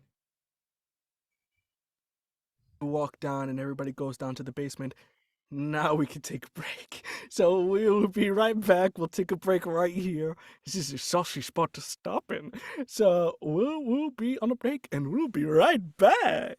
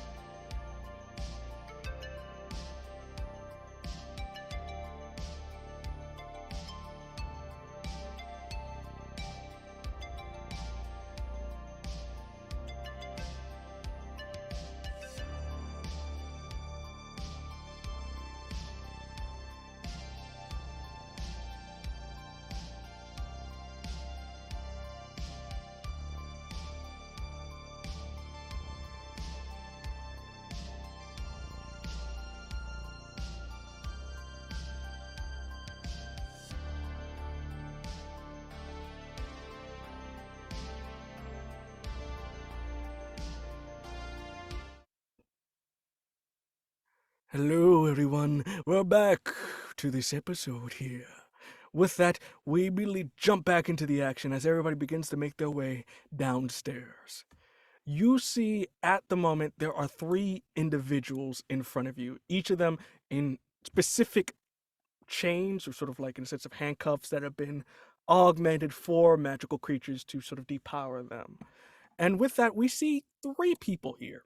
On the sides, you see what looks like to be siblings, not twins, because God forbid we need another one of those. No, they are siblings, a younger and older. The younger one seems to have black hair, kind of more slender features, greenish eyes, and is currently wearing what looks like to be a kind of messed up, dirty biker jacket outfit. You see there's a lot of mud on their boots, slight blood, and to the right, the older one seems very much more fey in nature in terms of they're not hiding their fey features. Their hair is sort of this blue neon that sort of flows in the wind. Their eyes are bright bluish green. They have their biker, so just like in a sense of muscle shirt on with their boots and whatnot. They're slightly messy as well. They seem to be not hiding any of their features. But the figure in the middle has not one but 2 sets of handcuffs to their legs and to their arms, as they seem to be a man in about his 30s. And also for the siblings, they're about youngish. They're about in their early 20s. But the man in the middle is about his sort of early 30s, brown skin, very sort of clean cut hair that's on the side that's very kind of like 30-ish style to it. You see that he is in just whatever clothes he really could find. You see they're baggy. It looks like a onesie of a plumber suit that they must have put on him. And with that, he kind of goes, "Hola. Can someone please explain to them that I'm not here to kill any of you?" You see Vasco is going, "Hey, easy job done." I think Vic is staring at the easily not Fey person in the center. It's you. And you are supposed to be who? Another siphon. Oh, so you have the misfortune of a curse. Yeah. You see the younger one kind of go, "Hello." Hi. Yes, can you please explain to the gentleman that we're not here to hurt you in any way, shape, or form? We actually are here for your help. You see the other one, "Just shut up, T." "What? We need help, and they seem to be offering it if you'd be so kind." There's a naivety to her voice. It doesn't seem like she understands the weight of the situation that they're in. Vasco, hate to be doubting your sense of leadership yet again, but these 3 do not exactly strike bloody library massacre to mind. You see the one in the middle. I can explain that one. To be specific, I am Victor Camano Montero. I am one of the AD, but not by choice. That belongs to my other half. He is known as Imorgan to people. I am simply a person caught in, ¿cómo se dice, miro of the scenario? Eden looks at Vic. Where's your other half? Yeah, what? Do you mean like your romantic other half? No, I mean the other half that's very Jekyll and Hyde that tends to come out and it was responsible for the murders. That was not my fault, I swear. He's, believe me, he's taking everything in my fiber to control my hunger. I really need your help. If it would be very kind to release me so we can do this and I don't kill everybody here by accident. Fosco, you're so generous at making sure people don't kill everyone around them. Why don't you do as he asks and let him go? Look, I think it would just be better if we just bag them and tag them. Once they're inside the tube, they can't do anything as it's constantly depowered. What do You you see know, Victor kind of Vasco? go. Well, this, as he said before, his name is Victor Carmano Montero. He was a siphon, apparently, such as yourself. Apparently, he was a chemist who, for some reason, went back home and turned into a monster after, captured by your mentor in the early 30s, 1930, in Brazil. So, yeah, not much detail in terms of what happened, but apparently he went on the murder spree. I went on a murder spree of vampires. I was actually doing good. The fuck do you what? What? It was a long story. There was a bunch of vampires that was trying to overthrow my government. That Naomi, if she will vouch for me, and will say that I am a person of a conflicted condition, not exactly what I want out of my life. That Haven't should you become heard? Naomi's in a Again? coma. That wasn't me. That was the rest of them. And he points to JD and Kalina. Come on! Don't be so fucking mean! We're on the team! I don't know you! Misfit, I think, goes around and crouches in front of Victor. And I don't know if this is possible. I'm just gonna do it. Misfit is gonna take the handcuffs or whatever are being used to bind Victor, and I'm gonna just try it. I'm gonna try to melt them off. Oh, make me just a tough check. So roll and add your tough. Sure, I'm good at that. 7. 7. You manage to break the first one off, but before you get to the second one, you see all the guns in the room.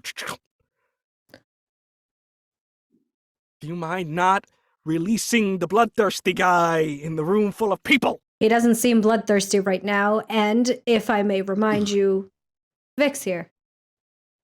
And there is no malice in Misfit's voice when he says that. He genuinely is using that as like a positive example.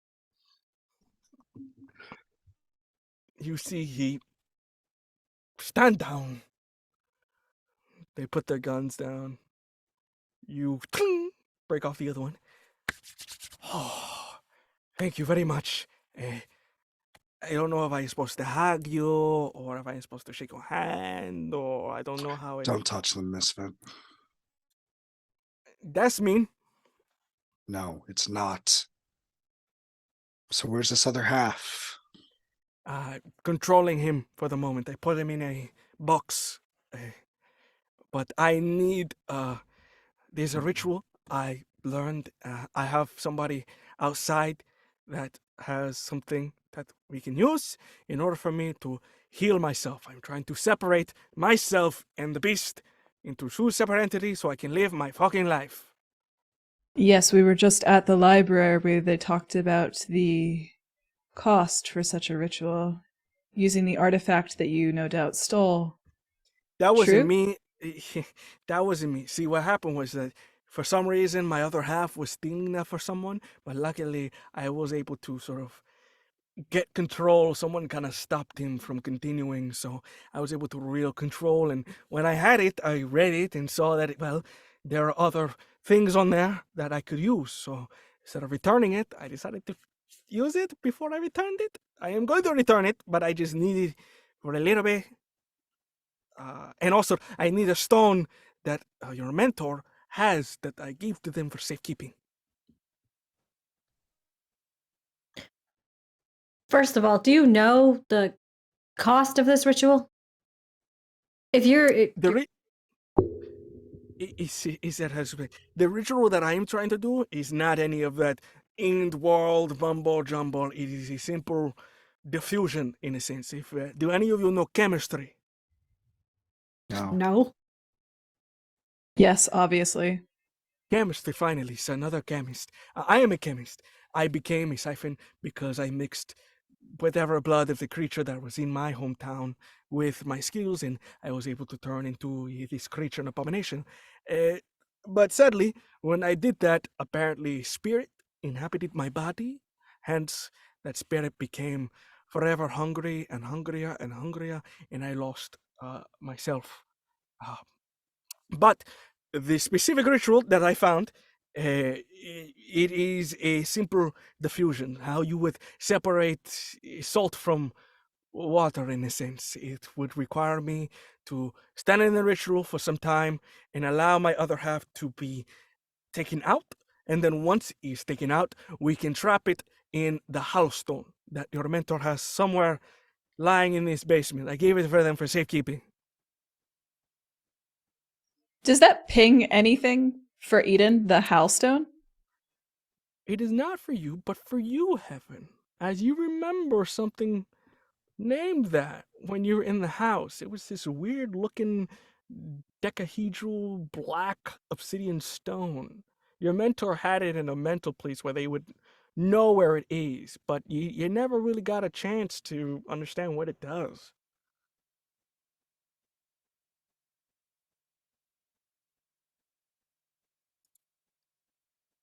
Your mic is off again. I might have an There we go. idea. But Well, what? Oh, God. I'm going to need you under strict supervision of my company. Can we do that, company? Everyone, I don't want a worsening situation, as it were. Yes, but my compatriots, you see T go, hello! Can you please release them as well? Go on now, Vasco. You heard him. They're fugitives. The last thing I want to do is Release piss off the them. court. Fugitives for what? They haven't. Apparently, they're on the run. We data raft. Apparently, the court wants these two. They're fugitives. Tell your business is not our business. Let them go. No, that's true. We're not cops. And I don't think we want to be. Release them as well. Devil, not a Thank cop. you. Same thing. You see the other one kind of releases. Fantastic. You two, go get the flower from the crescent. They should be outside. Get the flower. Come back. I will go with Eden, I believe it is. And it points to you, Heaven. I think I know your name. I think that is your name. Heaven, shit. Heaven. I'm very bad with names. I'm sorry. Please lead the way before I continue talking and put, how you say, foot in mouth? Yes, I think gladly. Vic's going to follow them. That's good. Fantastic. Eden is going to follow the two Fae who are going outside to get the flower. I think Misfit follows to where the ritual is being set up, so I think that is the Heaven crew. Great. We follow the Heaven crew. You guys go upstairs and kind of the attic upstairs is very kind of, nobody's really been up here. And it doesn't take you too long, Heaven, to find it. As you see, it's this sort of baseball-sized stone that's very pitch black obsidian, almost like completely made up of what your sword is. But you see that looking at it is almost like looking at the bottomless pit of a well or an ocean. And he goes, "Oh, thank God he's still here. I was very worried." Okay. He proceeds to go and get the stone.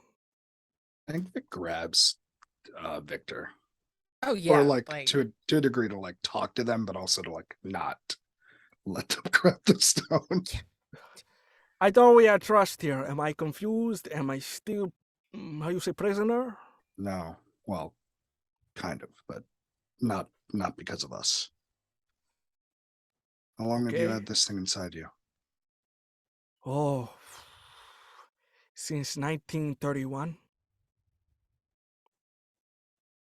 Oh, we're in the 80s. Wait, that's like 50 years. It's how do you say? I had it because to make a very long story short, there are a couple of assholes in my country that was trying to overthrow the government, and instead of protecting my hometown, they decided to kind of raid it in a sense and take whatever they wanted, which put my family in danger. So taking it upon myself, I was studying in America abroad. I took whatever I knew in chemistry, came down, and I heard of a creature known as the Kudur that was this entity that was fast, strong, and I was smart enough to capture it, take its blood, and mixed it with a combination of chemicals in which I knew, drank it, and I had the powers for a good month until something started to speak in my head and wanted to eat everything in sight. Became harder and harder for me to control it. Luckily, your mentor was there to. They said they would help me, but when I turn around to go finish off the rest of the enemies, I got sucked in a trap. So I got kind of sucker punched there. That was a really fun moment for me. And then spend the next 50 years in this hellscape. I lost control of myself. I think I went insane for maybe 2 years. But I finally was able to control myself, and I'm back here in society. It's really weird too, because they got this thing called television where you can see pictures, which is wild. And I really like this one program called MTV, and it's got like all these the music. You can see them dance on it, and I think it's crazy. But getting back to it, I'm trying to kill myself. I want to live in, I don't want to be a monster. I mean, it fucking sucks. Trying to constantly eat people, you never know when you're gonna just go ballistic. You just. You all need to stop having such hang-ups about being a monster.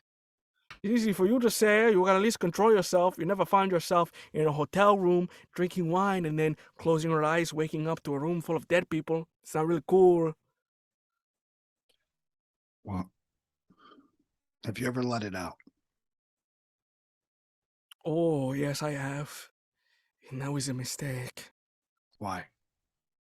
It murdered an entire military battalion, which is about 200 guys, in one night by itself, and then proceeded to murder people from my village who I was trying to protect, and almost killed my sister. Luckily, I was able to stop myself and ran away in the farthest direction. Whatever I am, and hopefully you're not, it's not something you want to just let out.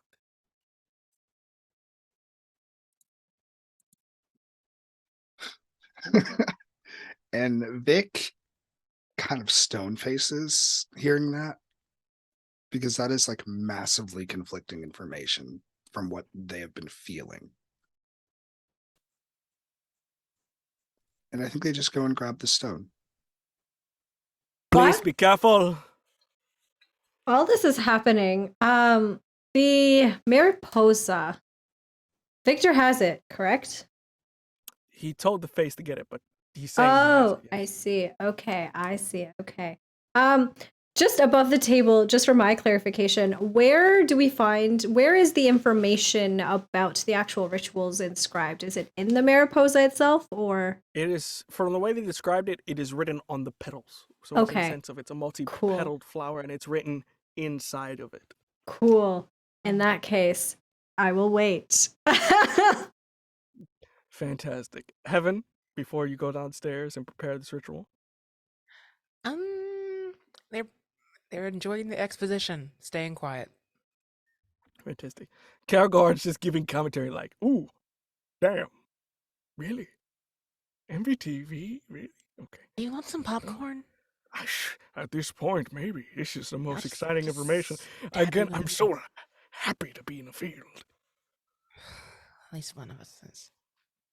Forward to a new adventure. What could go wrong? With that, we cut to the forest. As you guys are downstairs at this point, working on the ritual, which is just pretty much various layers of chalk. He's directing you to be like, this needs to be this, needs to be that, and creating almost layers of circles with chalk. With that, we cut to Eden, as you are in the nearby forest/swamp. Again, it's like Florida, so it's kind of like a mix between the two. As you see the two siblings talking with each other. in hushed tone. Anything you're What are doing? they Or, saying? they're keeping it secret from you. From what all you can hear from an earshot of just like the flower, and just stay by me. Tell me again who's bringing the Mariposa itself?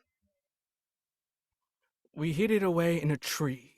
We're just getting it and bringing it back. Hid it in a tree. You left a centuries-old magical artifact guarded by the most important mages known to all humankind in a tree outside of our yard. You see the younger one. Correct. Uh-huh. Interesting. And Eden, to their credit, has been trying to tap in every few minutes, trying to tap in to be like, where's it's again a extremely powerful magical artifact. Where is it? And I think they're coming up empty. Like they're just coming up empty, and it's starting to bother them a lot. And the pain hasn't really gone away either. So it's like this low, constant thumping, like behind their head, like of something empty.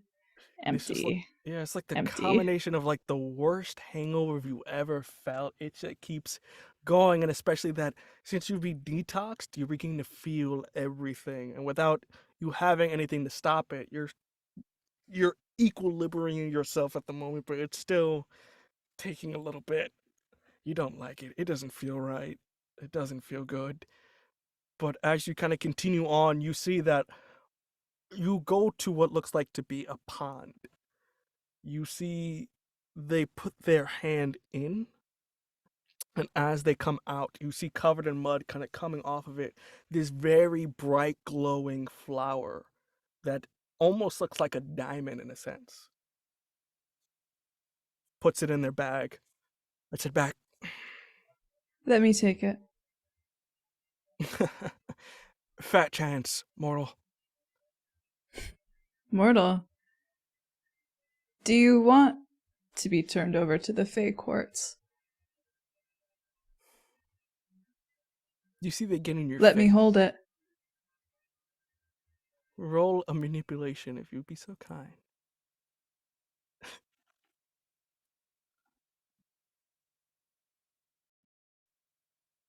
Ah! 7. 7. I'll do it. But you give me something of yours. What could you possibly want from little old me? What does Evening have on their person that they were considered? You can see that they're holding close to them or something they don't want to let go of.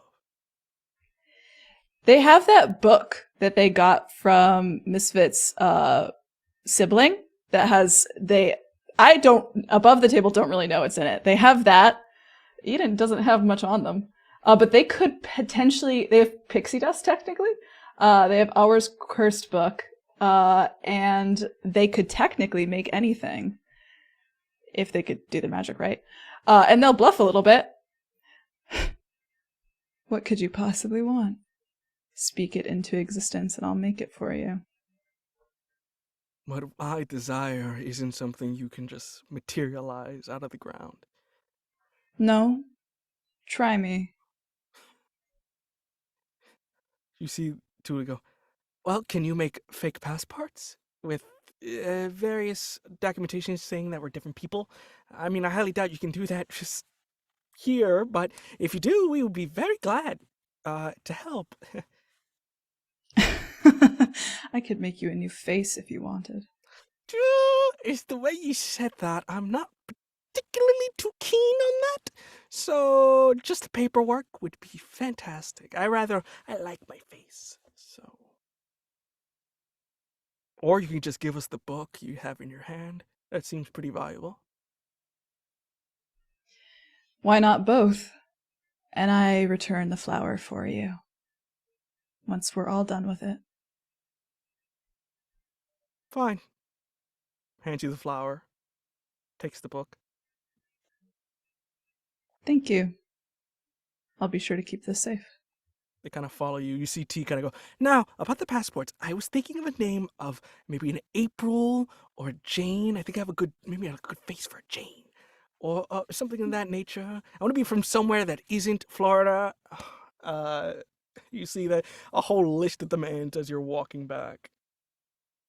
And Eden just kind of tunes them out as their fingers run like over these petals with the inscriptions on them. It is beautiful. It's like looking at a work of art, and you can see along the edges written in Spanish, but you're able to translate various secrets of untold nature, spells, rituals, history, all written in one flower that is ageless. It's beautiful. And the temptation is strong, but you've held it for now. With that, I've been holding it for so long. It's almost easy at this point. So easy. We quickly make our way back to the house. You see that almost in a sense of the outside where sort of cars come in, you see just written in the gravel various pieces of chalk written in. Yes, Miss Foot. While we've been setting up for the ritual, I think hopefully without people noticing I'm doing this, Misfit has been embellishing the ritual space a little bit. If you recall, the ritual or the spell that was attempted by Misfit Eden way back when they were younger, it required items of Eden's in order to work correctly. And I think very casually, or as casually as Misfit can possibly be, being who they are, they have been trying to add like things from Eden's room. Like I think they stopped by Eden's room and they like grabbed a bunch of stuff, like maybe like a comb with some of their hair in it, some items that are dear to them, and they've been sort of like adding them just like around the ritual space, hopefully in an innocuous way. Fantastic. Now, are we doing this to hinder or help the ritual? Depends on who you ask. In this sense, are you let me reedify this. Are you putting it in a way that this is not going to help Victor but harm him? Or are you doing it in a way that this would help him but also get your objective done as well? I think in a way that it's not meant to harm Victor. If the spell wants to go off for him, that's fine. But also trying to add an addition to the ritual. Fantastic. You see the rest of the gang pulls up. We got the flower and new passports. He goes, good, now we just... Oh, it's coming. All right, everybody out the circle. Everybody out the circle. You see... If Eden is the one... No, continue. No, continue. If Eden is the one with the flower, are they orchestrating it, or is there a place to put the flower? It's more of instruction. So in the sense of like, if somebody was doing an exorcism, they're reading from that Bible, so it's the same kind of deal here. It needs somebody to read it. He was probably going to have the siblings do it, but if you can do it as well, it's like, well, do it. We're running out of time, so. Eden will read it. Yeah. Fantastic. You begin to read it, and it's a little bit of it's almost like an essay. You're like, God damn, how did I fit this on a pedal? And sort of begin to read it. You see, as you do, you see the facial, sort of the eyes of Victor begins to change from his brown to something of a light blue, as you just hear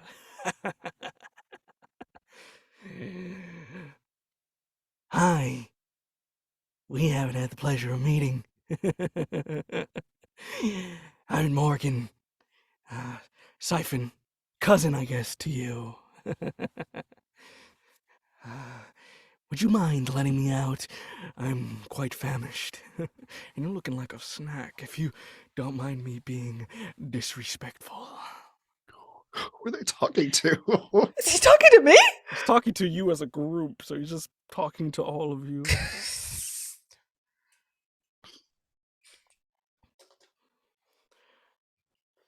Eden doesn't break in their reading. They're just continuing to read. Ah, come on, don't be such a dick. You see. Morgan. I think Vic is like trying to lock eyes. Do you know anything about me? Oh, the fire one. I was wondering where that one went. Oh, you unleashed the volcano yet? That magma inside of you? What? Yeah, real fire and brimstone. The fuck does that mean? Oh, maybe we'll find out tonight. Buy me dinner first. Which one are you? What? Oh, you begin to see a sort of spirit begin to sort of drain out of it. You see it's almost like a dark shadow. As you see it's coming out of Victor. You see the siblings begin to sort of walk on the sides of it. Shot, kid. Stop with the ritual, and I might let everybody here live. Just saying. Eden does not stop. Can we make this go any faster? I'm getting bored. Alright, I can solve that right quick, and points at you, Vic. I thought I was gonna get myself out of this imbecile's head.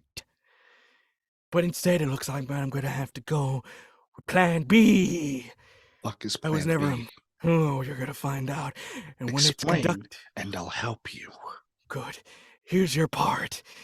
I'm gonna kill everyone here. Starting with that guy over there. Points over to just a random soldier. And when I do, the only thing that's gonna stop me is you. So let it out, because you know you're hungry, and it's the only thing that's gonna stop what's about to happen next. So is there like, so can I see this, like, can I see the soul? Yes, you see it's almost like halfway out.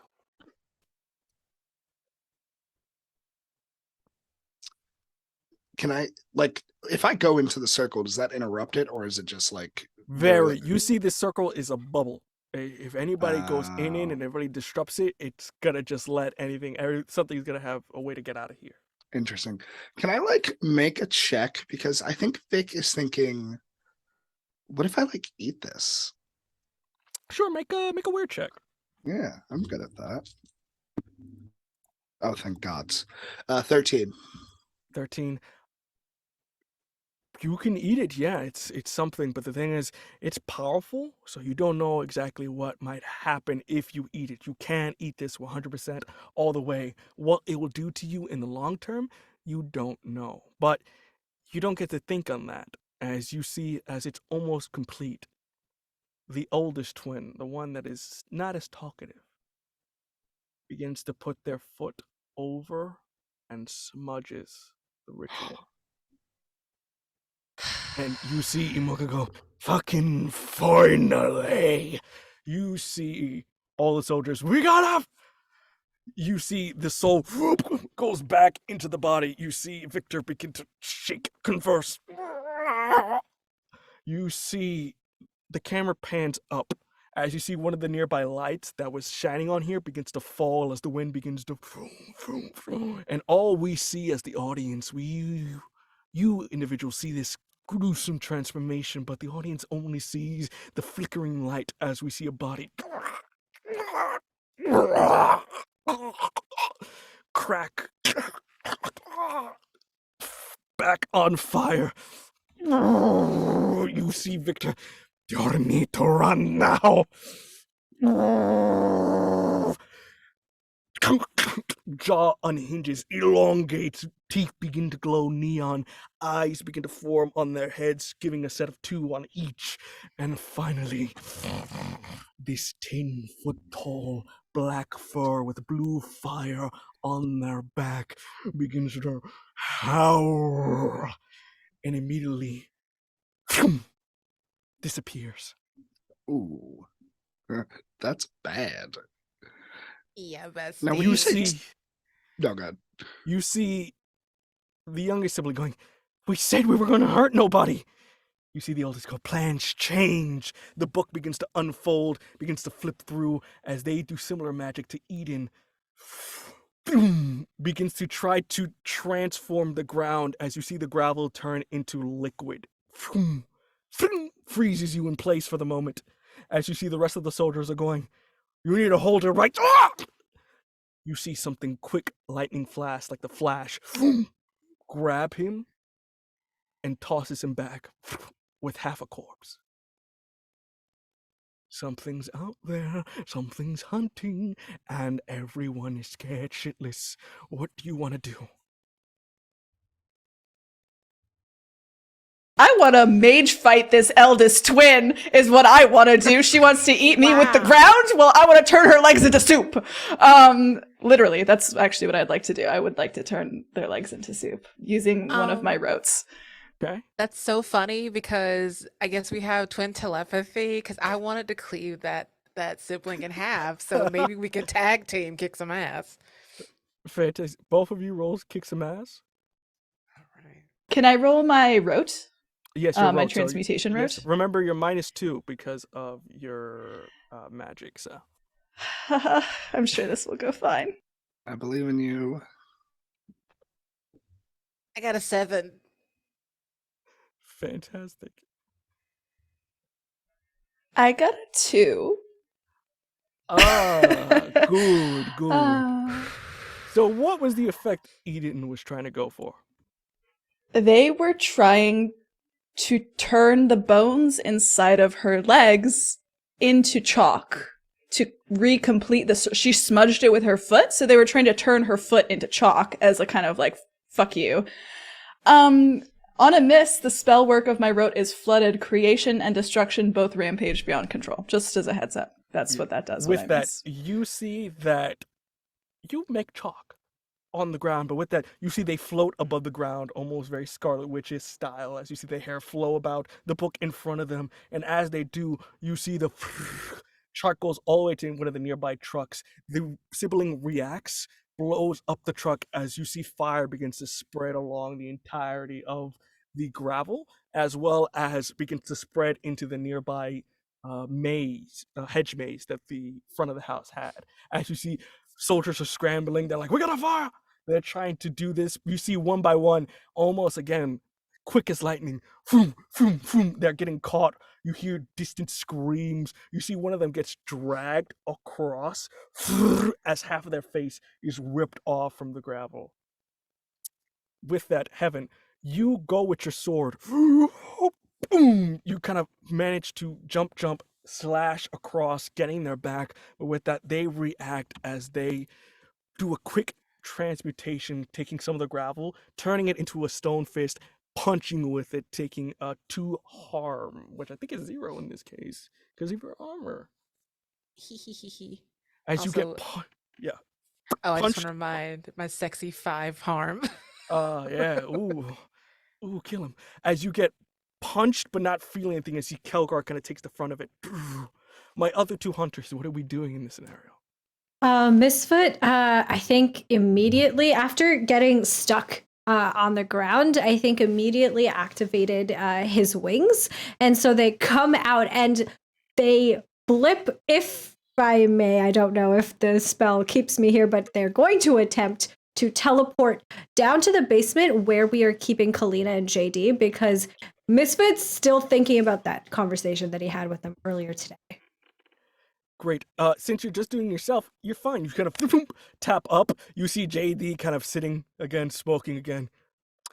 So you found Victor. How's it going? Not good. No, it's not. Yeah, he's gonna murder you all. So help us make sure that he doesn't. Oh, I'm a political prisoner. I can't really do much. I got asylum here. There's not much I can do. I'm just here. And Kalina as well, right? She is very sorry. It's just, I would love to help, but no guitar since it's been broken, and I'm, again, a political prisoner. Fuck you. And Misfit, I think, turns around and like walks up to like where the bottom of the stairs are going up, and I think like brings out his sword and is like waiting, because in Misfit's head, they are here to break everybody else out. Great. As you see, another body gets flung, this time half of their head chopped off. As you see, their soul is completely gone. It is a massacre. Vic, what are you doing? I think Vic is overwhelmed, to say the least. Can we see I forgot their name, Murray? Morgan? Morgan? Can we see Morgan? You would have to, I would say, roll weird, because right now he's going flash fast throughout this area. He's just hunting at this point. 10. You are able to see him a little bit. He's still fast, but it's slower. So you're able to see kind of a projected path, but he's still very fast. As you see, almost in slow motion, he tears a head in half with just his claws while taking it, throwing it at another guy, and with that stabbing two with his long arms. I think Vic is floating, and I think kind of like trying to track them. And I think what Vic is going to do is try to body check them, is to like get in the way and just kind of like knowing that they're not as fast as them. They just want to get into the trajectory and just, use their unholy strength. Okay, roll kick some ass for me, please. Yeehaw, come on, let's get a high roll, please. Yeehaw. Oh, nice. 11. 11. So you, if I'm not mistaken, get to do your damage. And also, you get to choose. Either you can get +1 advantage or a +1 forward, or +1 forward for another hunter. Either inflict an extra harm, or you suffer less when they attack you, or you force them to where you want them to be. So you get Where one I of these want extra. them to be. Where do you want Morgan to go? I think Vic wants to like get low and just shoulder them so that they kind of flip over on their back to a more vulnerable position. Great. With that, you kind of put your arm out very WWE style, gets clotheslined on the floor. You see the gravel pop up on the ground. You should have killed me when you had a chance. With that, they give you 2 harm, not from anything physical, as they begin to drain you, draining your energy, as you see they begin to heal themselves. Oh, that's good. Unhinged. Can I just roll I have a move that lets me heal. Yeah, so it's almost like Star Wars. You're just, as you see both of your energies, you're trying to suck the life force out of each other at the same time. Yeah, I know how that sounds. But you are trying to do it at the same time. With that, Heaven and Eden, what are you guys doing? As you see on the ground at the moment, they're fighting for almost like a control over who's got whose energy.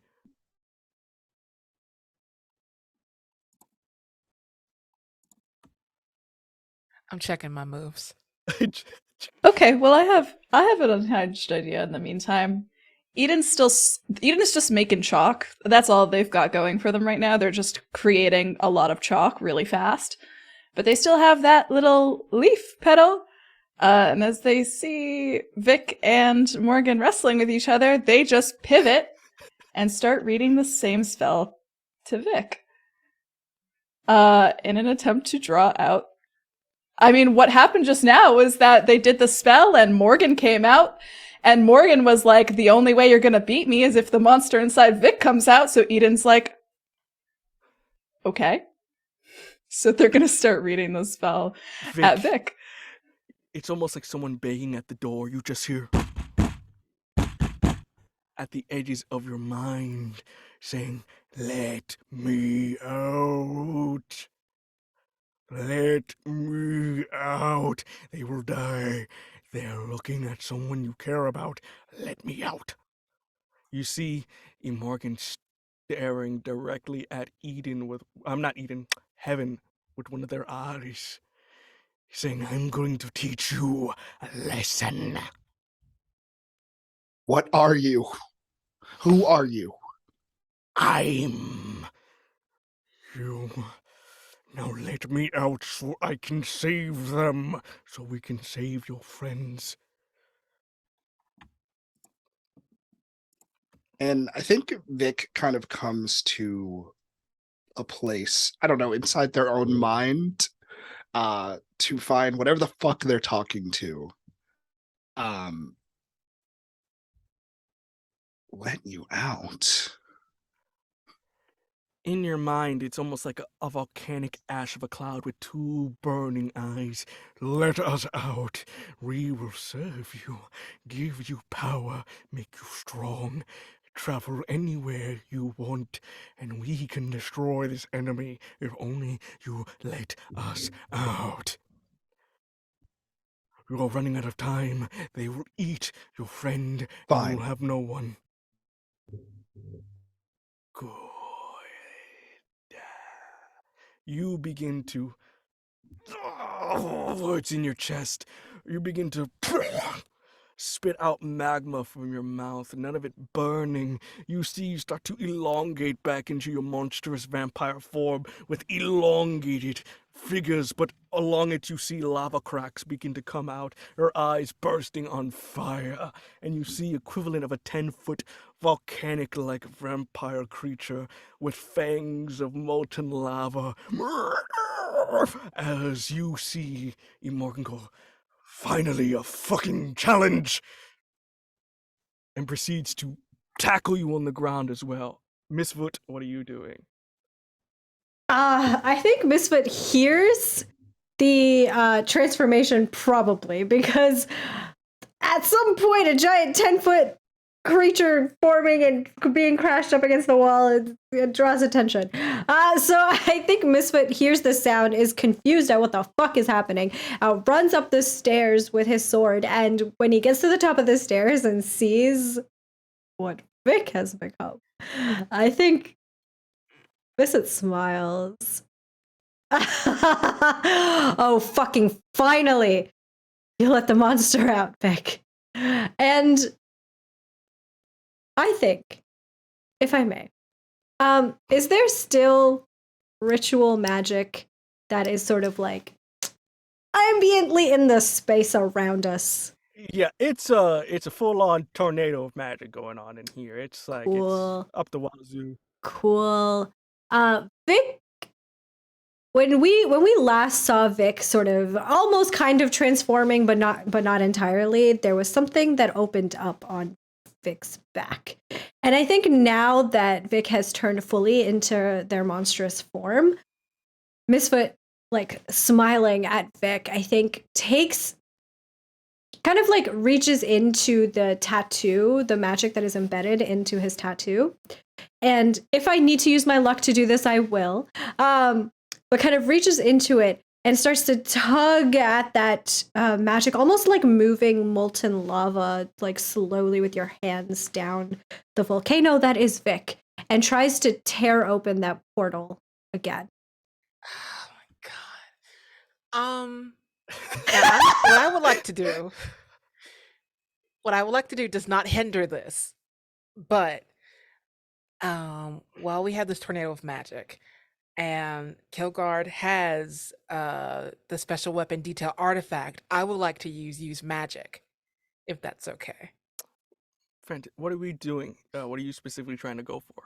One of the effects is banish a spirit or curse from the person, object, or place it inhabits, and I would like to pull Morgan out of Victor while this fight is happening. We got two choices here. Now, for Eden, remember you rolled a little bit low under acting the pressure, so you didn't get your two hard choices. You see these two trying to pursue their own personal items here, and you also see Morgan, as well as the older sibling. Morgan's going for your twin. The oldest sibling is going for Misfoot. You need to choose who you're gonna stop from taking harm. And I remember, I think literally hate you for this. they're both at 5, if I'm not mistaken. So they're 2 away from getting their ass beat. I You need haven't to taken any harm. What are you talking Oh about? no, what's your? I thought you were at 5. Or you were at no? No, I. Okay, then something bad still is gonna happen. It's not. Someone's gonna get messed up. All right, someone, maybe not death, but there's gonna be some consequences to it. So someone gonna get messed up.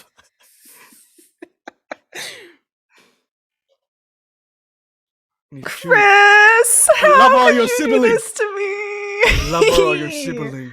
Choose. La familia or el amor?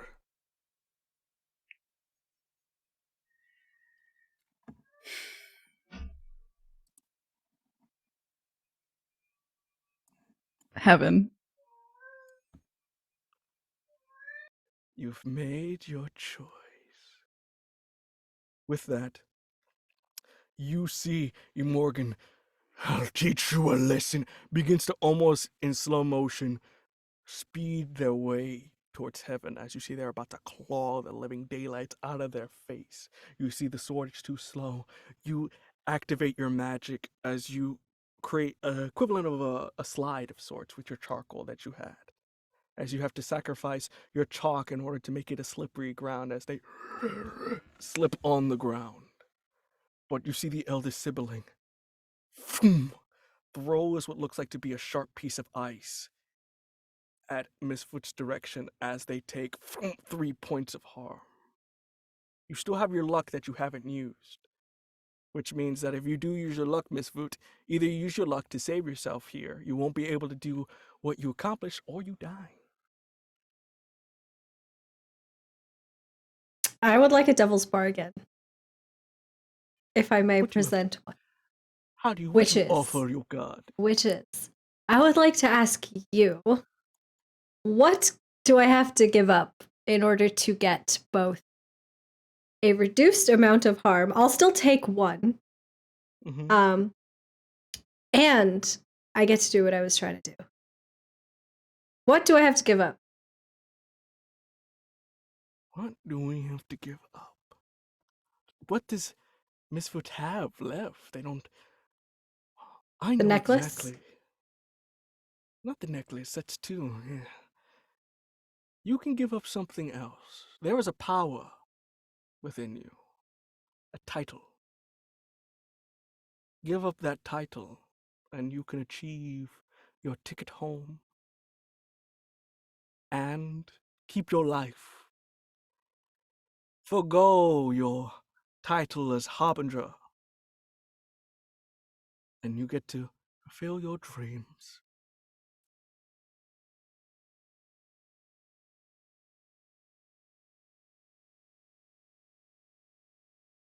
Father would be disappointed in me. No. I use my luck so that I don't get hurt. I don't open the portal. You take the ice as you pull up your sword, pushes you back, get knocked down with that heaven. Are you gonna roll for yours? Also, just a reminder that because I used my luck, another sign of the apocalypse occurs. Oh, we're gonna get to that in a hot second. Don't worry about that. Use your Don't luck, worry Heaven. about that. You're telling me to roll when I can't breathe. What are you doing? You still have your luck. You got luck, or you can roll. It's up to you what you want to do. Me use luck right now? No, I cannot. God damn. Big money, no whammies. An 8. An 8. An 8. You have to choose a glitch. Something goes wrong. Oh, I'm sorry, wait. Oh, no. Choose a glitch. and I will determine. Oh no, wait. No. I'm sorry. I decide the glitch, so I'm sorry. You almost in a sense of touch them. Doctor Strange put their spirit out their body as you see Victor is on the other end of his body back in his. You see this dark spirit. You also see that something in the air is different. For at the moment, the scene, anything else that requires magic is a -2 as well. So for Eden, you, if you use any more magic, is a -4 on top of whatever you have. You have a quick moment as the spell is very short. You have one moment before this thing goes back in the body and rips and tears through everyone else here as the ground is on fire. People are dead. Men have their bodies cut off, legs, faces. It is a nightmare. What do you do, Heaven, as it is you and Vic? I hate it here, actually. What are you gonna do, Heaven? Yeah, what are you gonna do? What am I gonna do? Oh, fuck. I think what is beautiful about this is seeing all the gore and the horrific miasma in the air. They're kind of fluctuating back and forth between the vision from earlier and the scene now. So it's very hard to distinguish reality with all this fucking trauma. But gosh. They're gonna see if they can end the fucking firewolf while it's out of the body. Great. So what are you gonna do? Just a regular kick some ass with Kick some Kel. ass? Oh boy. You make me sick. I just wanna let you know. That's my job. Okay, that is a 10. With that, you see one of the traps is in the sort of in one of the hands that are just disembodied. With that, you boom, slow motion. You see Morgan almost getting back as you just get sucked in. You see Victor naked on the ground. But we also see there's that monstrous inside you, Vic. Can you keep what was the move? Act under pressure for me. I want to fail. I want to go on a rampage. Fantastic. You proceed to. You see Victor go. You immediately see in their chest.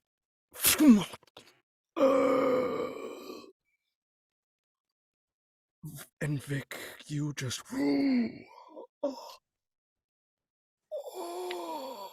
As he falls onto the ground, I want the lifeless. Fae next. You see T, run! What are you doing, Vic? I think Vic tries to mimic their cousin, sibling, the Firewolf, and just speedily and hastily. Actually, they fly. So I think kind of at top speed, just grabs them, snatches them mid-run, and just, not to be graphic, bites like it's a candy bar.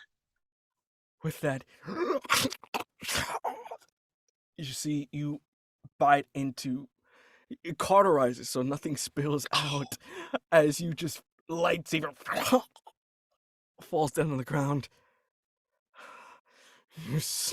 You see Vasco comes out the corner, hits her upside the head as she goes knocked out prone, grabs the tome and begins to look in your direction, begins to utter words in a language none of you understand, neither do you, Eden, as you see his eyes begin to glow, lightning crackles around him. Vic, what are you doing as you see there's a present threat in front of you trying to end your life? I think Vic is purposefully making a show right now. Is feeling the monster right now on purpose, fully I think there was a part of Vic that knew that they would have to do this, and I think this time they're using it as a stepping stone. And I think Vic just looks to Vasco, crouches down. You said like 10 feet tall, Mm-hmm. and says, "No one here can control me. I am hunger. I am a devourer. Remember this." And I think Vic, I want to use luck to fully take control of myself and come back to Vic form. You. Now, do you remember what you did or no? I think so.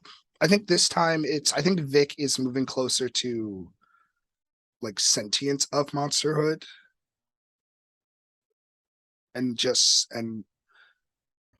it's like looking through a window.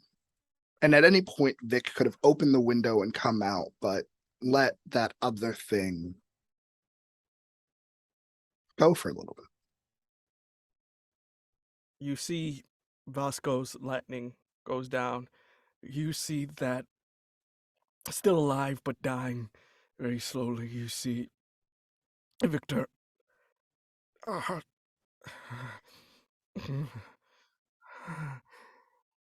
You see Vasco kind of goes over. It's all right. Holding his hand. You see Victor's eyes. Is it over? You see Vasco go. It's over.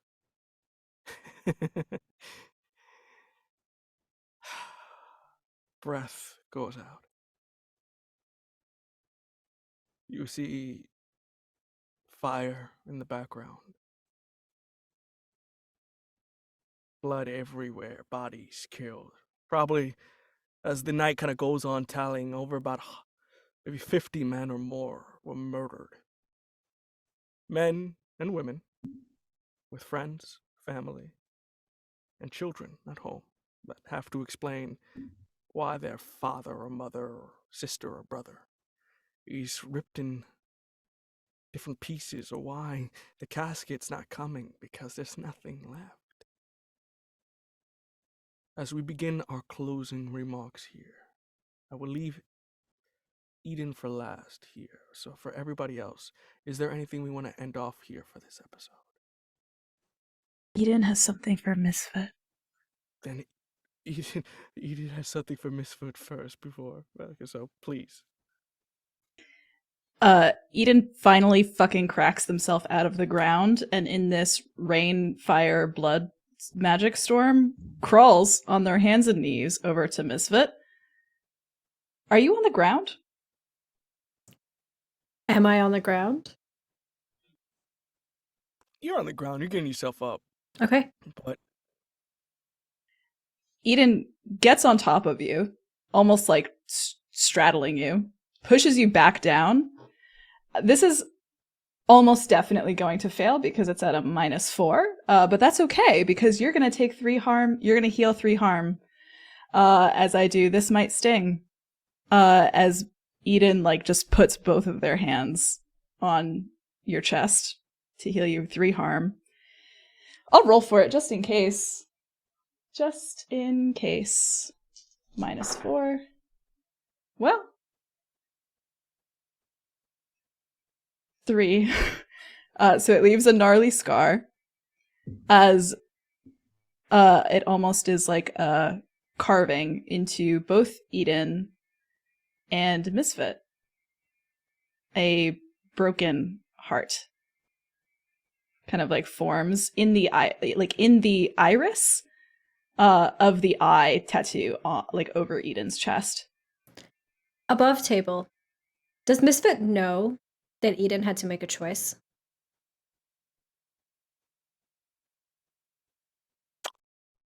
Was that apparent in the fight or no?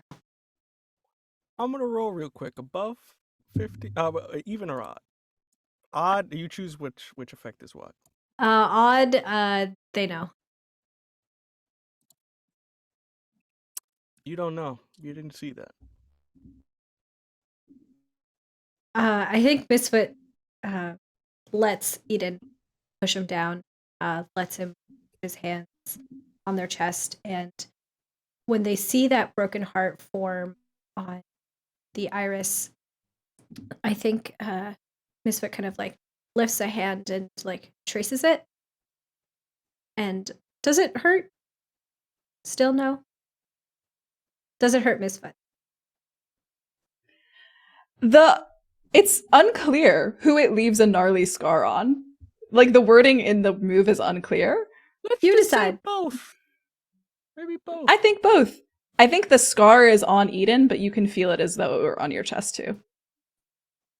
So I think Misfit kind of like runs a hand along the scar, along this broken heart that is inside the iris of Eden's tattoo, and he looks up into Eden's eyes as this is happening, and like panting just a little bit because like he was fucked up throughout this whole fight. Misfit just kind of looks up and says, "I don't care what Vasco says. You're not empty."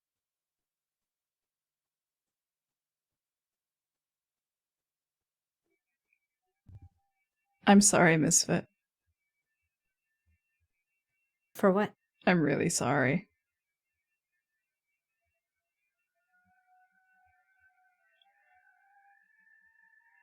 For not choosing you. True. I think that's a good place to cut it. As that conversation cuts, Vic, anything you want to do, or do you find yourself in solitude? I think Vic, again, is looking at this awful battlefield. But I think this time there's no guilt. I think Vic floats up above everyone, looking as if it is a playground. And I think Vic kind of just folds their legs and crosses their hands and kind of taps into the monster. And similar question. Did Vic, because Vic saw everything, like this time, did Vic notice Misfit having to make a choice? I will say yes for you, because you were very attentive of everything. You knew Misfit had a choice between their life and the life of their peers. Mm-hmm. And I think, not even I think, Vic taps into the monster and says, I'm not letting you out anymore. I need you to know that. But why? We are conquerors. We are the ash and brimstone talked within biblical texts, ranging from any and all religions. We are desolation incarnate. Why do not let me out? You misunderstand. I have things I need to do. I have people I need to kill. And stares at, like, not stares to make eye contact, stares at Misfit. I am not to be used. I'm not a vessel. I'm not letting you out because you're not coming out. I'm a devourer, sweetie. I'm going to eat you. And then I'm going to eat them. It's a new era. As we cut away from that conversation, Heaven, is there anything you want to say? I would like to use magic one more time, but this time I would like to spend a luck point. What are we doing? I would like to do one thing that is beyond human limitations. And what is this veil Have, that we're jumping across? pulling in the little magic that they do have with Kilgore. They're going to collect every speck of human, every carving of flesh, all the viscera in essentially a pyre. So a mountain, hail, what have you, of human remains. You build this pyre, Mhm. and as you look into it, you begin to see destiny call. It is not your vistage you see someone else's looking back. As you see what looks like to be tanks rolling across a field. And only one name you hear echoed from the entirety of this thing as you see someone taking names, someone completely destroying everyone. As you hear the name shouted from a distance, you hear Alejandro! Dude, what are you doing? Someone has to bury the dead. Well, after you keep doing that, your mom wants to talk to you, so let's go. And you see the vision cut. Whoever this Alejandro is, they play into your destiny. But what does a man from the 40s have to do with you?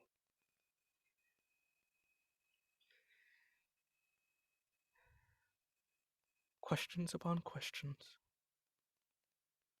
And I think we cut to our last conversation between Eden and Vasco. As you see, Vasco right now is behind the bar, just making a drink. As you see, covered in blood, you see he's just trying to make, you would say, a pina colada at this point, but with other little ingredients that haven't been covered in blood and organs. With a strength not befitting their little sewer rat body, Eden grabs Vasco by the shirt collar and shoves them against the wall. How the fuck did you know? You want to explain? I'm kind of a little. He kind of taps to his head as he was hitting the head. Eden taps over their heart. How the fuck did you know? I know everything. Hello, I read your files. That's not in the fucking file. Why does it matter? What does it matter? Vasco, who the fuck are you? I'm someone who's here to help you. I know you don't want to live this life. I saved you back there. Did I ask for a thank you? No. Because I know you're hurting inside. I know what it's like to be discarded. Alright? So let me help you, for fuck's sake. And stop trying to act like this lone wolf who's trying to do it on their own. Discarded. Discarded? You think I'm discarded? No. I am everything this agency ever wanted me to be. I am fucking perfect. Vasco? Who fucking told you? Who knows? Only one who knows. And besides probably your mentor. Did she tell you? Maybe she did, maybe she didn't. Don't play fucking games with me. I am Oh, not in the mood. But this is a game, isn't it to you?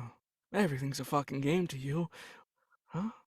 Oh, take one dose, I'll take two. Why the fuck not? You don't care for consequences. You don't care if people get hurt, as he points to the fire. You're discarded. Not in the sense of you're not powerful or no one's around. You're discarded because at the end of the day, Eden, you chose to leave because you are forever alone. Because you know, in the end of the day, you're not worth it. And at the end of the day, you're just as bad as the people you hunt. Kind of takes himself off of you holding him. And Eden lets him. And they stare after him. We have a job to And do. they look. Let us do it, and then we can part ways amicably.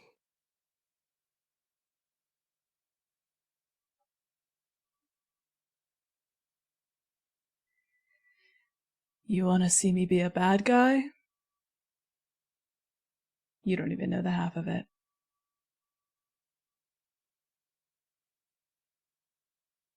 And does Eden walk away, or do they stay?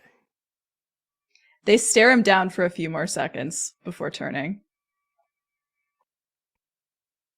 As you turn away, we see a slight smile on his face as he sips on his drink. And as we end the episode, we have one last scene. We see currently in black and white the same figure we have always been seeing with their cracked lava skin, talking to a couple. The answer is no. We have them where they are. The last thing I need is for you to fucking it up. You see the other two. I'm just saying, we could just simply push them further. I mean, you already did it with Morgan. Morgan was part of the plan. You two going willy-nilly, fucking with people's minds isn't part of it. You have a job. Do it. Darling, I think he's right. We should leave them alone. He gets up. If you two fuck this up, you're dead. Disappears. You see only the shadows. What do you say, darling? Shall we play a game? I do think so. Let us play the most fabulous game as they toast their drinks, and we end the session here.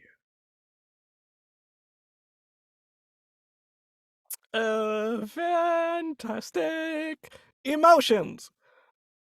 With that, that is the end of episode 4, guys. With that, I will proceed it back to all of our lovely cast members here in reverse order. That's me first. Hello, everybody. My name is Hamna. I use any and all pronouns, and I am a TTRPG performer. Today, I was Misfit, who uses he, they pronouns, who almost died. That's fun. That's fun. Does a devil die? I don't know. We'll find out, maybe. But like I said, I'm a TTRPG performer. You can find me on Twitter at @shahid_, where I talk about all of the different projects I'm a part of. If you like what I do, you should come follow me over there. Tomorrow, I will be over on Transplanar RPG's channel to do a Q&A, actually, talking about playing the anti-hero, which all of the characters in this AP are, in fact, anti-heroes. So if you want to hear about whatever gremlin noises my brain makes when I make characters, you should come check that out. I believe it's at 8 p.m. Eastern time. See, yes, question mark. I believe so. Come look on Twitter if you want to know. And with that, I will pass it over to CJ. Hi everyone, I am CJ. I play Vic, as you literally would know if you were here. Who uses he, they, and she pronouns. I use they, them pronouns. I don't think I said that last time. Am I doing anything recently? I don't. I know sooner or later when we get it scheduled, we will be doing another talk back for the Strix. I'm a player of the Strix U or at the Strix U on Twitter. An all black cast of people that just like to do drama and mess. It is what it is. If you don't know about it yet, then go figure it out. I think that's it. I rate games, so if you are like, I want to peek inside the mind of CJ, go buy one of my games. And I also do actual plays mostly. Yeah. Yeah. I have a Monster of the Week game that's all the episodes are finished. Maybe we'll have some more. If you go listen to it, we'll have more. That's a promise that honestly I think I can uphold. So I'm gonna pass it to Vin Fox VA. Yeah, there you go. Good, because I said you hesitated. Anyway, hi guys, I'm Vin at VinVoxVA, actual player performer, voice actor, total wreck. All of my cool things are on Twitter. If I had a list, I would read it, but right now I'm illiterate and I'm gonna pass it to my twin. Oh, whoa. That's me. Hi, everyone. My name is C. I use they, them pronouns, and you can find me making very trans, very gay, or on the internet at PieSharpArt. If you liked what I did here tonight, you'll like what I do in other places because it's just as messy. My gods. All right. You can find me, as Humna mentioned, on Transplanar RPG. We are on a mini hiatus for the winter, but tune in for Arc 8, the final arc, 8 episodes left of the entire campaign. By the way, no big deal. So use all of the rest of December to catch up on everything that you've missed so far. So you can tune in the beginning of January for that. And Humna was right. It is indeed at 8 p.m. tomorrow, their Q&A. So tune into that as well. I'm also on a couple different things. Check out my Twitter if you want to know where I am at any given time, because I've got no brain left beef, only Hades. Chris?